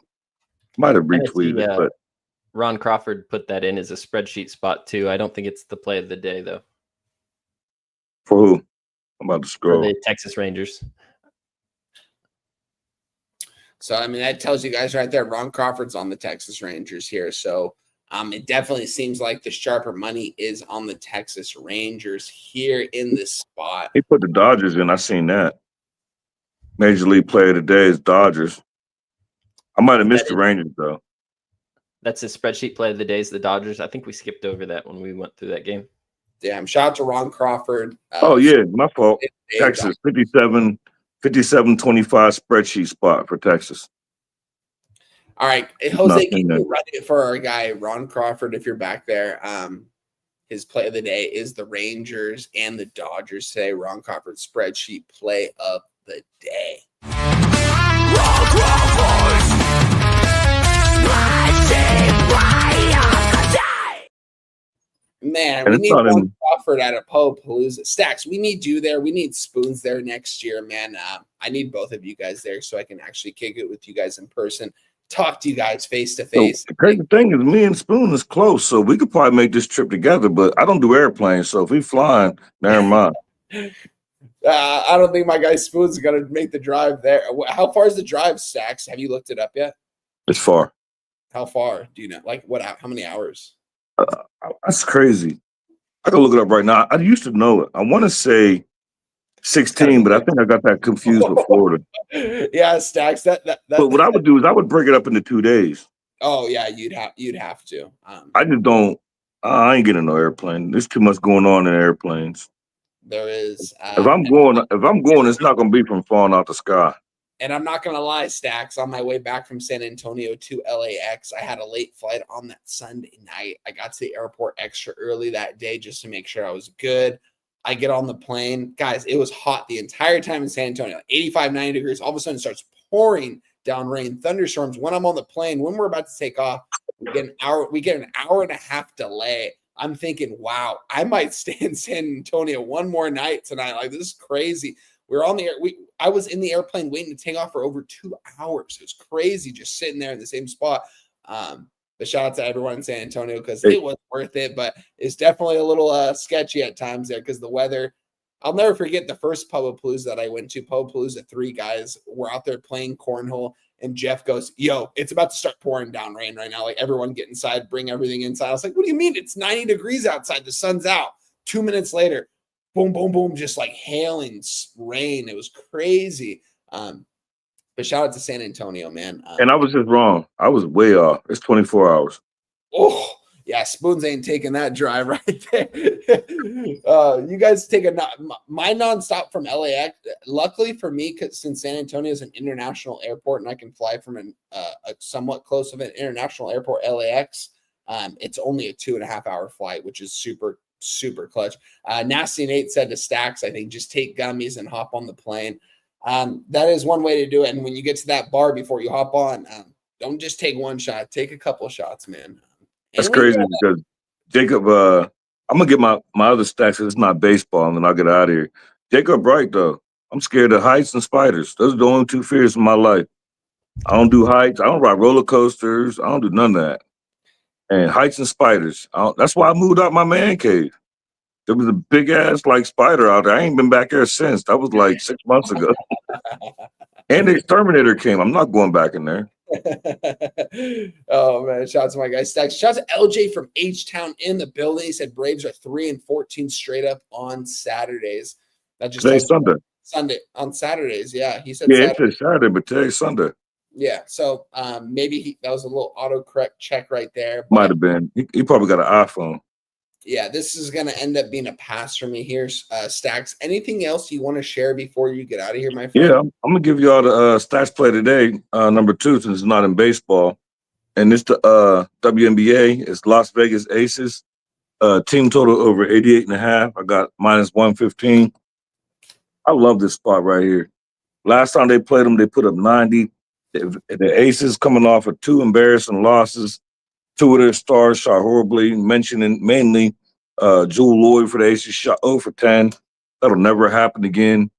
Dallas Wings, their star player. Some people might not say their star player, but Paige Beckers, whatever you want to consider, she's out. Not that she played much defense, but the only thing that can slow this down is when they're going to take their foot off the gas. But this is going to be a blowout. I endorse the spread, but the Stacks play today. Number 2 is Aces, Las Vegas Aces. Team total over 88.5, -115. Stacks play of the day, number 2, Las Vegas Aces, team total over 88.5, -115. Shout out to you, Justin. Appreciate you for coming on again, my guy. Always appreciate that. And LJ did correct it. He said Sundays. Shout out to you, LJ. Appreciate that stat, my friend. It definitely seems like Rangers are the spot in this play here. Stacks, plug your channel, my guy. Let us know where we can find you. I know you've been breaking down sports over on Tony's Picks channel. Let us know where we can find you and your Twitter, my guy. Yeah, me, Ron Crawford, and Ramon Scott, we do the WNBA. We do the 2-3 zone every single day. There's a game. We do it for the following day. Like, we'll do it later on this afternoon for tomorrow. I'm on a morning show with Rod, Tony's Picks on with Hot Rod, a couple of Alessandro, a couple other people. But that's how I knew. Rod texted me and said he was blocked. That's when I put it in the chat, like, anybody got help. So that's what I'm with. Like, I enjoy doing their content. And the 2-3 zone is the most viewed show in all of Tony's Picks. And we record, that's the WNBA show. So I enjoy it. I take a lot of flack sometimes, but I ask for comments. So they take shots, but I enjoy it. Like, a lot of views. We ain't had no losing shows that I can remember of. If anyone could correct me, I'd like them to stand up and say it. But I love it. You know, just trying to make my way. That's all. I appreciate y'all for having me. Stacks, we appreciate you as always every single Always, Sunday here at Walk Off Wagers. My guy. Shout out to Justin McKelvey. Stacks play of the day. Jose, run that for us one more time, my friend. Stacks, stacks, stacks, stacks, stacks, stacks, stacks, stacks, stacks, stacks, stacks, stacks, stacks, stacks, stacks, stacks. And we've got two guests awaiting backstage. One of them is going to be making his walk-off wagers debut right here on Pub Sports Radio. You guys have seen him everywhere. Razor Sharp Picks channel. I've seen him over there doing great work over there, doing stuff on the Saturday show, and just being in the chat every single day. So I'm excited to introduce him here for our Sunday night baseball game. But before then, we have another guest coming right back with us. You guys see him here all the time over here at Pub Sports Radio. Let's bring on our guy, sports scientist Jacob here till the building. We've got the Seattle Mariners against the LA Angels. Spoons, I'm going to let you take this one over. I will be right back. Start this one off if you don't mind, my guy.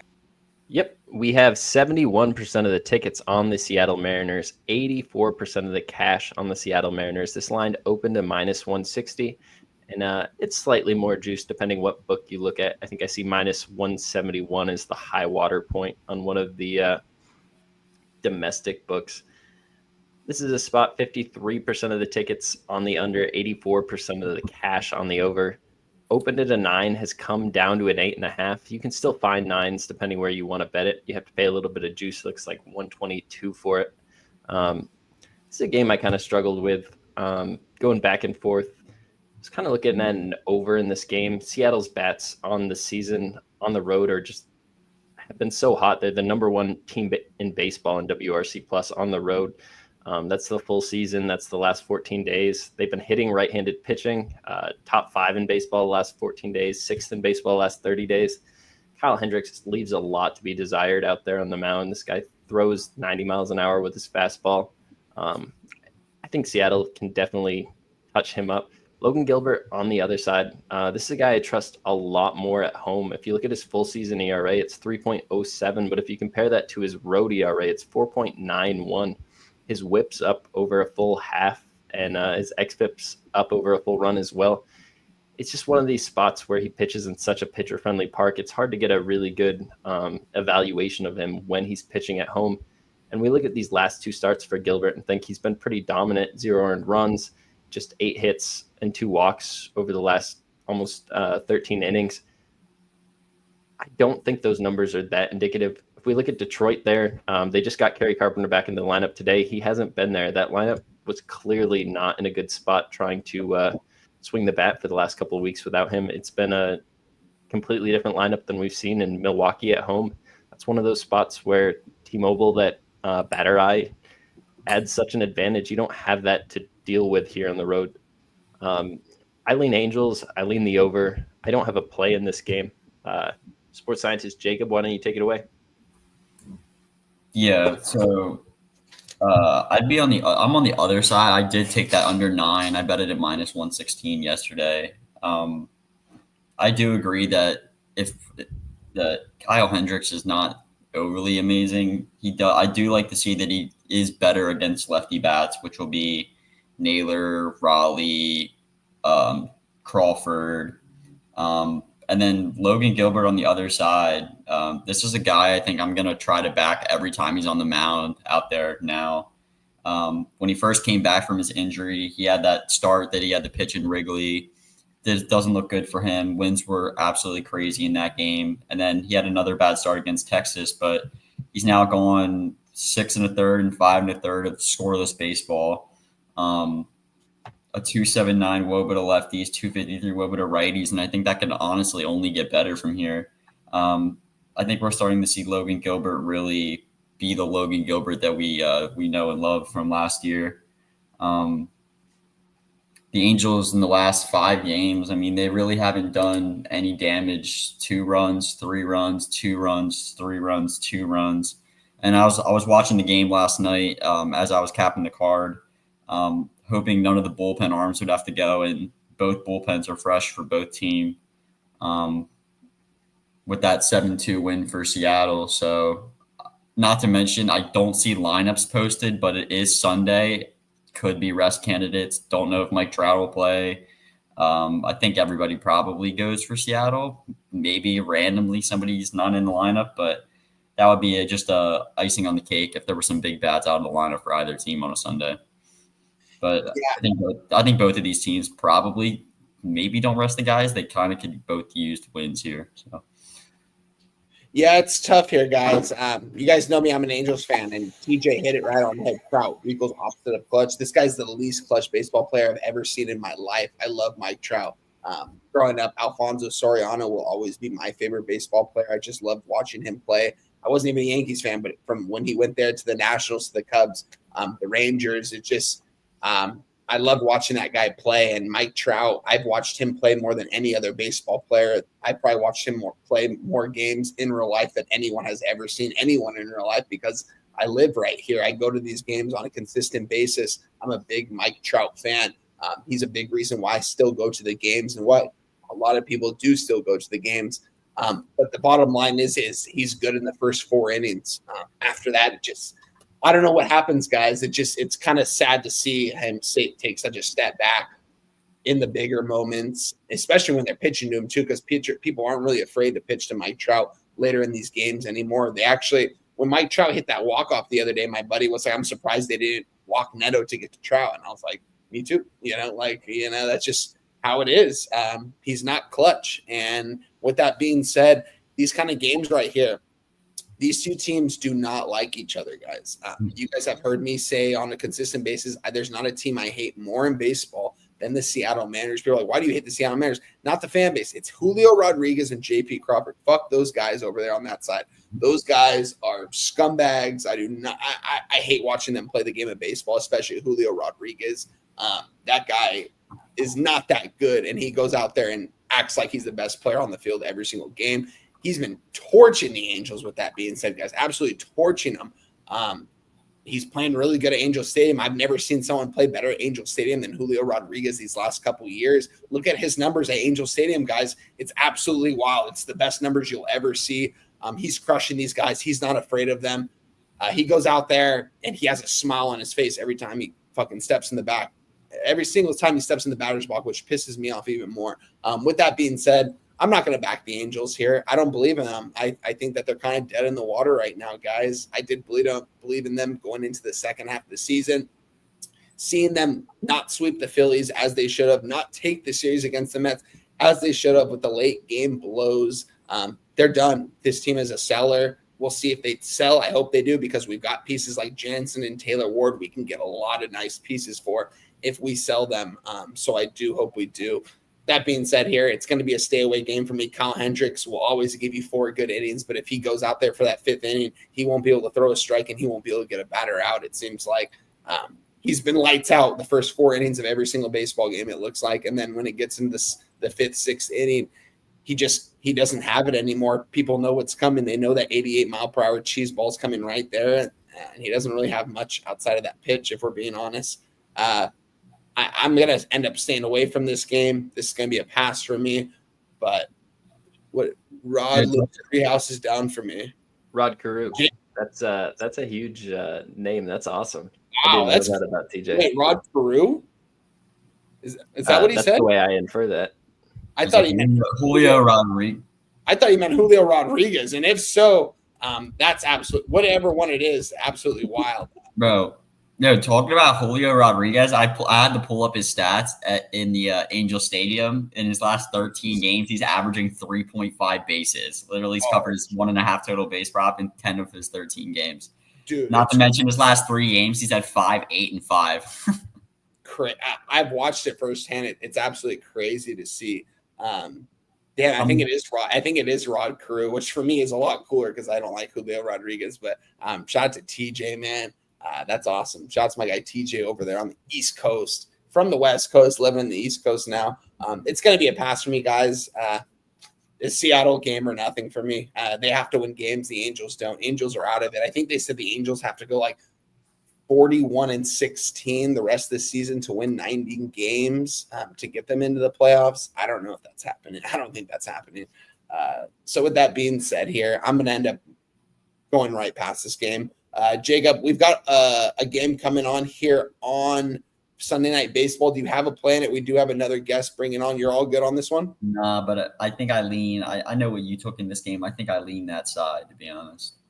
I hate because our guest coming on is going to be on the opposite side of me. But Jacob, I appreciate your hard work as always coming on here, giving out your action and tweeting out your action as always. Give Jacob a follow over there. Sports Scientist Jacob. doing big things over there. Always in the chat supporting us, so we appreciate it. Jacob, let the people know where they can find you, what your Twitter is, and yeah. Yeah, thanks for having me on. I love this is the best show on a Sunday morning. Nothing better than talking baseball with the crew, especially everyone in the chat too. A bunch of lit people there. You can find me. Yeah, my Twitter handle is Sportside Jacob. I always tweet out the card, anything fun happening in the baseball scene throughout the day. I typically involved in activities with the Kyle Kerms Network, so I'm in the comments there a lot as well. You can find me over there. Just trying to get out and about and around the platform. A lot of sharp people in a lot of different communities. I try to dabble in a bunch. Shout out to my guy, sports scientist Jacob, bringing us the fire as always. Jacob, appreciate your hard work, and we will see you next week. Jerry Davis said Rod Crew and Tony Gwynn, two of the best hitters to ever pick up a bat. Shout out to my guy, Jerry Davis. Shout out to my guy right there. Nasty Nate as well. Swish, Irish King, Wager Detective. Shout out to Wager Detective, always giving us the most hype post I've ever seen. It's crazy to watch his post, the details that he gives in them. Shout out to you, Wager Detective, my guy. We are going to talk Sunday Night Baseball. Before that, though, we do have a donation. And Big Scott, he said it's time for one. It's time for one time to take a shot. We'll see. I think my guy Spoon's right there. Maybe he's got a shot on deck too to take with us. We'll see. I unfortunately don't have a bottle close enough. You're good. You're good, brother. Shout out to you. Shout out to Big Scott. $10 donation. Doing the shot before we bring on our guy Gorky. All right, guys, it's time to talk Sunday Night Baseball. Vincent Hawkins said, that's right, Jerry. Daniel Vincent said, shout out Kyle Kerms. Shout out to Kyle Kerms. But let's bring on our next guest, man. He is making his walk-off wagers debut. Been wanting to get this guy on the show for a couple weeks now. You guys see him over on the Razor Sharp Picks channel. You see him on the live stream sometimes. And I think he actually broke down CFL with Jimmy the Bag this week right here on Pub Sports Radio. Let's bring on our next guy, one of the biggest donations in the chat, always bringing donations to us. Our guy, Gorky, to the stage. Gorky, what's up, my guy? Good to see you, brother, and happy Sunday. What's up, fellas? How you guys doing, man? How's everybody doing on this Sunday? Oh, Let's have a day, fellas. Yeah, we're great, my man. Glad to have you on here finally on a Sunday on Walk-Off Wagers on Pub Sports Radio. Appreciate you for coming on here, and I know you have a play in this game. Let's talk about this game, guys. We've got Sunday Night Baseball here on ESPN. We've got Kodai Senga on the mound, 7-3 for the New York Mets against Matt Gage and the San Francisco Giants. Been a pretty close series. This has been a good series to watch from outside in. It's funny, I saw someone in the chat yesterday on Jose's channel saying someone said fire Bob Melvin. Kind of crazy because, I mean, when I look at this Giants team, guys, I mean, I don't see a very good team. I see that they're 3 games over 500, and I say, how are they over 500? Kind of crazy to see. Just that's what kind of Bob Melvin has done over the years with this team. We saw him do with the Oakland Athletics with a minimal payroll. Exactly. Bob Melvin does wonders, brother.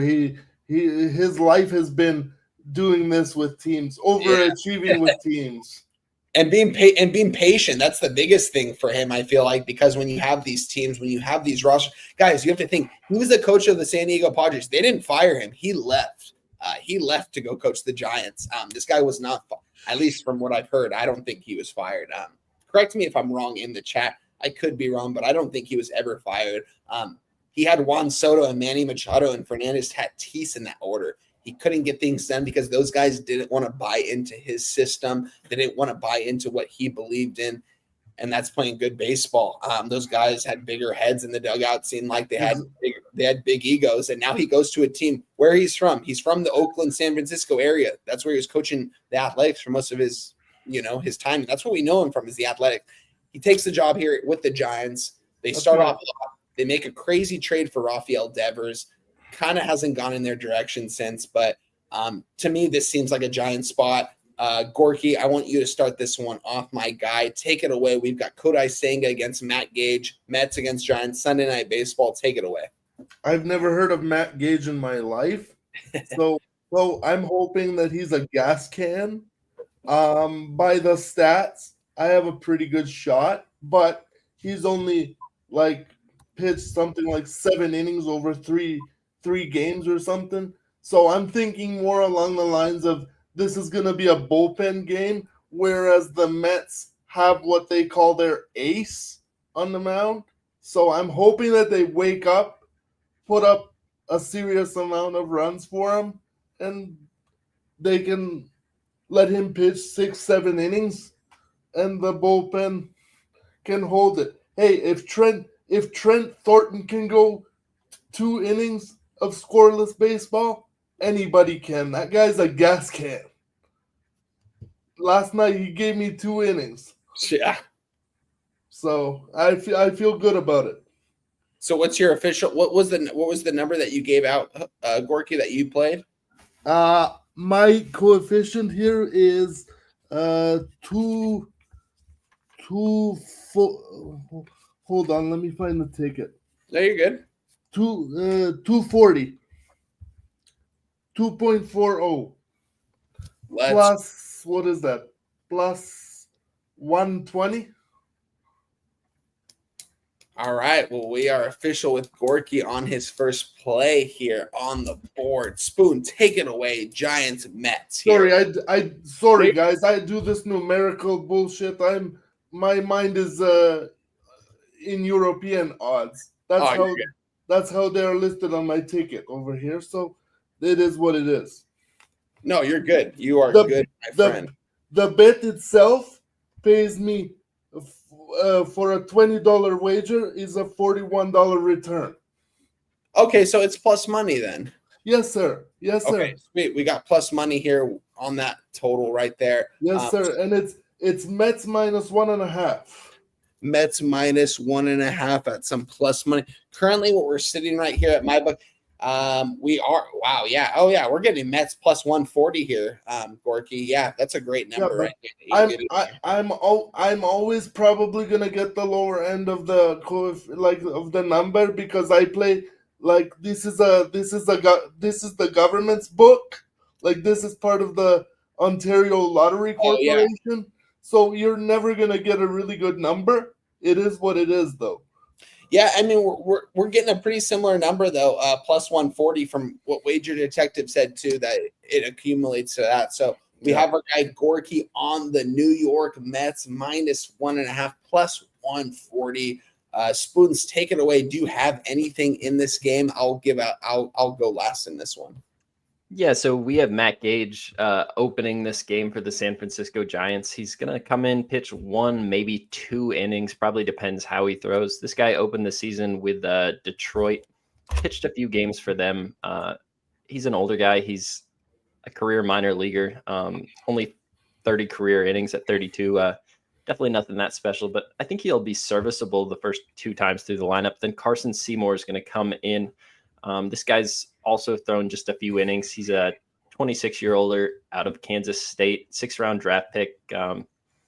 He's got 96-mile-an-hour fastball, 96, a 4-seam and a sinker that are 96, break a little bit differently. He has a slider that comes in around 87 and a curve that comes in around 85. So he's got a pretty nice pitch mix. Been able to pitch decent in the minor leagues to this point. His fastball grades out as a 65 on all the major scouting companies, and that's the top score there. So I think he can probably pitch well. I would only expect him to come in for probably 3 or 4 innings. He's bounced back and forth between the Giants minor league and major league team all season. Just went down to Sacramento, pitched only 3 innings, but he had been worked up to a full 6 innings. So I think there's a chance he eats more than 3 or 4 innings, but the way they've used him at this point in the season, it's kind of hard to tell. I like the combination to open up the game. I think San Francisco can be live for the first little bit of this game. Kodai Senga, him pitching in San Francisco, though, I think is just a recipe for success for him. I think this is a guy that's going to love pitching in Oracle. So I kind of went back and forth on this game. I ultimately didn't have a play. The market in this is rather interesting. Opened up at a minus 143 for the New York Mets at Circa, and it's now down to a minus 120. So definitely some major movement there. As far as the tickets go, we have 56% of the tickets on the New York Mets, but 69% of the cash on the San Francisco Giants.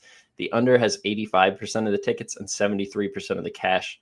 it opened juice to the over, and now it's just a pick 'em across the board for that same 8. There's even a couple books that are starting to juice it towards the under. So this is a game I'm ultimately going to stay off of. I'm kind of interested to see it, but I have a lean to the Giants, to be honest. Yeah, TJ said I have a fair line of minus 113 for the Mets. Will be if they get to a minus 108. Yeah, guys, I hate to be on the other side of Gorky on this one. I'm on the Giants here in this spot. I moved on plus 110. I avoided them to avoid the sleep here at home with Bob Melvin. I just think that they're going to come out there with at least some heart here. Gage, yeah, probably going to go 2 or 3 innings here in this spot. We've got a total of 8 right here. I definitely lean towards the under because I don't think either of these bats are really going to get off here today. I am on the Giants, though, plus 110 on the money line for my third play of the day. Hate to be on the side of my other guy, Gorky, but probably will cash on this spot. So as long as one of us cashes, we've got plus money on the spot. So you guys are on the smart side. I'm on the side that's like I have the better pitcher on the mound. But that being said, I've also been very high on Kodai Senga. He hasn't let me down as a pitcher himself, but unfortunately the pitcher can't provide his own runs. Like, he needs to be given run support. And these guys never seem to give him run support. Like, the guy can pitch 7 innings and it's a 0-0 game. He gets settled with a no decision, or he gives up 1 run and they lose 1-0. I hear that, Gorky. I shout out Gorky for saying that too.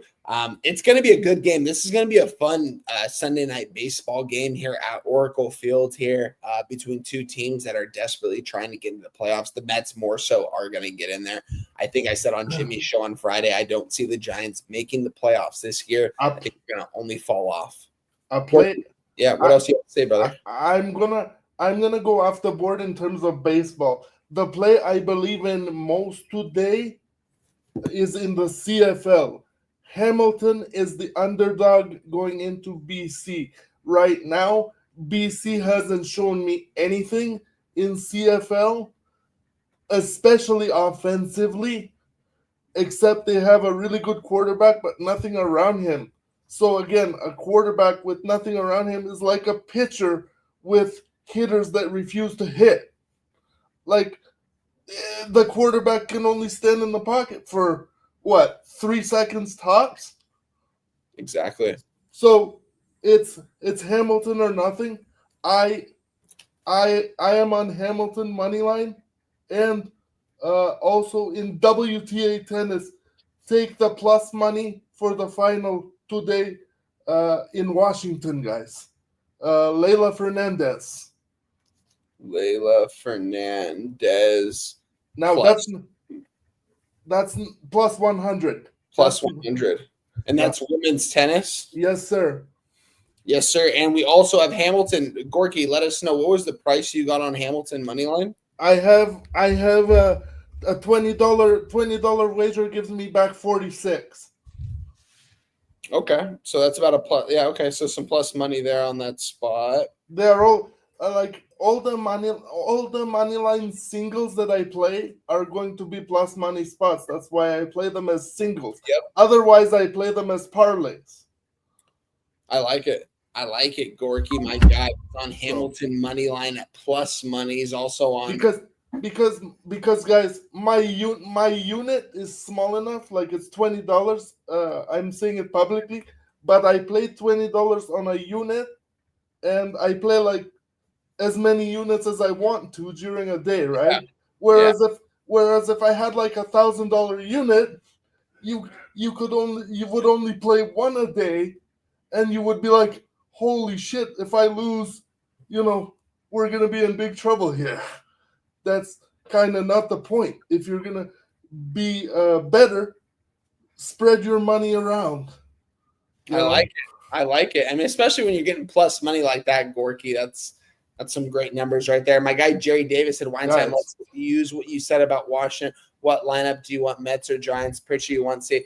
No, I get it from an X and O standpoint. It's Jerry Davis, my guy, and I know Jerry Davis is an X and O's capper. Baseball, guys, is difficult because in baseball, like I said, the pitcher cannot do everything by himself. If they could, these aces wouldn't lose. And number two, baseball is a sport that's played every single day. Exactly. So it's not like football where they practice for 4 days, have a day off, and then have a game day. No, these people play every day. And what you said about the Mike Trout earlier, he's not clutch. Actually, Mike Trout is probably the clutchest player ever, given the fact that he has played on nothing but garbage teams. He never had a good nucleus to play with. This is probably the best team he's ever played on. Oh yeah. Yeah, so we cannot say the guy is not clutch. He's probably the best baseball player right now in all of baseball. To hear you say that makes my heart happy because I think Mike Trout, like I said, Alfonso Soriano will always be my favorite player, but Mike Trout. I didn't say the greatest of all time, okay, because that's debatable, but the greatest right now probably is Mike Trout. Why? Because it's easy to be a New York Yankee. You're playing with all the highest paid, highest profile players. Mike Trout brings these guys out of the dirt every year.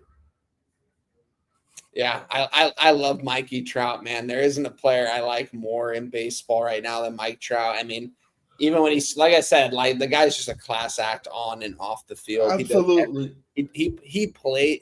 Guys like him and Aaron Judge play the game the right way. They're not like Bryce Harper up there, running at the third base umpire on a check swing, looking to throw blows with them. You know what I mean? Like Mike Trout's going to take that and say, you know what? That's one at bat. One at bat never costs you the game of a game. You have so many opportunities to win a ball game, guys. I know a lot of pitches and stuff like that do last minute could reflect on a ball game, but you still have 9 innings to win a game, guys. Absolutely. So to hear you say that, Gorky, makes my heart happy from an Angel fan, from a Mike Trout fan, because I'm the big I will stand by Mike Trout for forever. So shout out to you, Gorky, my guy. First ballot Hall of Famer for not bailing on that team like 7 years ago. Honestly. Oh yeah. Because who would stay in Anaheim outside of the weather? Nobody. They're not there to win. Nobody's staying in Anaheim to win baseball games. And Brian Smith says, hot take, Trout will make the Hall. I mean, he's a first ballot Hall of Famer, if you ask me. He's about to hit 400. He's about to hit 400 easy. Career home runs, and he will hit 500. He still has at least 5 or 6 years left in the tank. Not saying he's going to go out there and play super well, but how old is he? He's not 30 yet. 32, I think. He's 30 or he's 32 already? Oh yeah, I think he's 32, I want to say, because Harper's 33, so I think Trout is 32. But Trout will be playing until, I'm going to guess he's about 38. He's going to play until he gets 500 career home runs as an Angel. He'll be the first Angel to ever hit. I mean, he already leads the all-time home runs in Angels. Tim Salmon was the previous leader with 299. But the RBIs, we've got to get those up. But shout out to Mike Trout. Bryce Harper, Juan Soto, these guys changed teams. Mike Trout hasn't changed teams. Yeah. Oh, exactly. And the thing is, they made the playoffs the first year. Ever since then, nothing. He's only played one series, 3 games in the playoffs. That's a shame. His rookie year too, which is crazy. With Albert Pujols and company, and I think Josh Hamilton was on the team. But Gorky, I appreciate your hard work and coming on here, making your walk-off wagers debut, my guy. Thank you for having me, fellas. Oh, of course, my guy. Let the people know where they can find you on X and what you're doing there. I know you're doing. I believe you're going live on Razor Picks live show. What, once a week, maybe? Anytime I can, brother. I try to get there, and that's it. We don't really have a set time and dates, but anytime I get there, and that's what it is.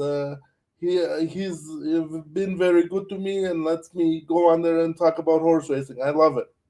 Shout out to my guy Gorky. Appreciate you for coming on, my guy Gorky right there. Find him in the chat every single day, always giving out donations to the chat, always supporting the channel, always showing love to the cappers and the people in the chat.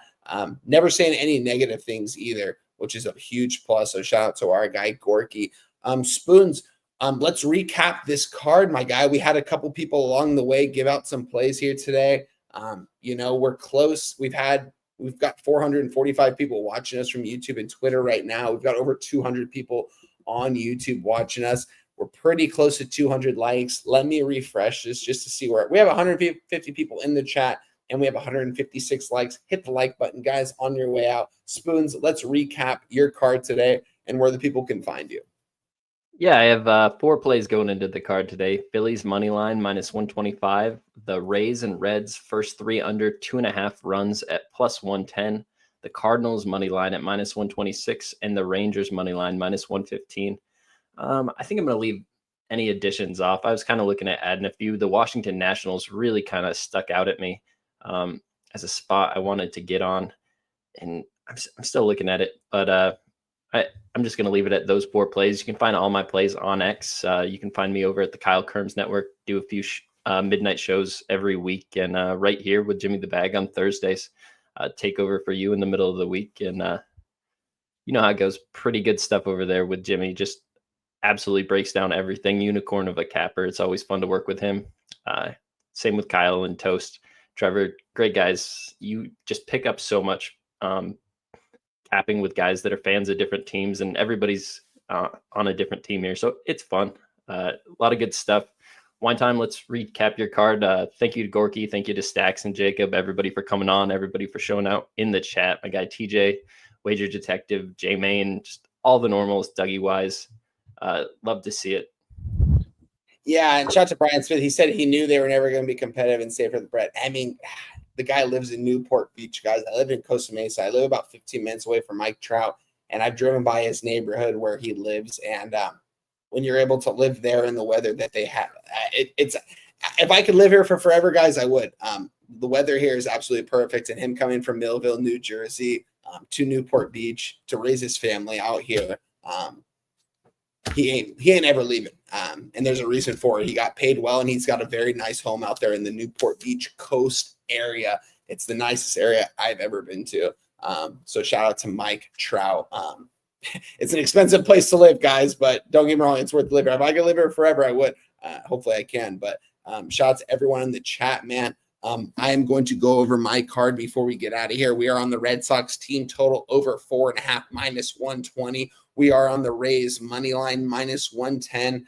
Giants money line +110. Those were the plays we gave out before the show started. The 2 plays I am adding are the Diamondbacks money line +125 and the Brewers Marlins under 7.5 -120. That's 5 plays for me today, guys. I love where we're looking on this card today. I can't wait to see the results, and just appreciate everyone for showing out here, man. Literally, like, the support means the world to us, guys. You guys showing out here for us every single Sunday, seeing over 200 people in the chat consistently watching us break down this card, bring on guests along the way, means the world to us. We wouldn't be doing this if we didn't have you guys. So we appreciate you guys. Always share the video, always hit the like button. And I'm excited to get back at it with my guy Spoons Bets. But yeah, shout out to you, my guy Spoon. Shout out to Jose on the 1s and 2s. And let's leche those bookmakers. Good shit today, guys.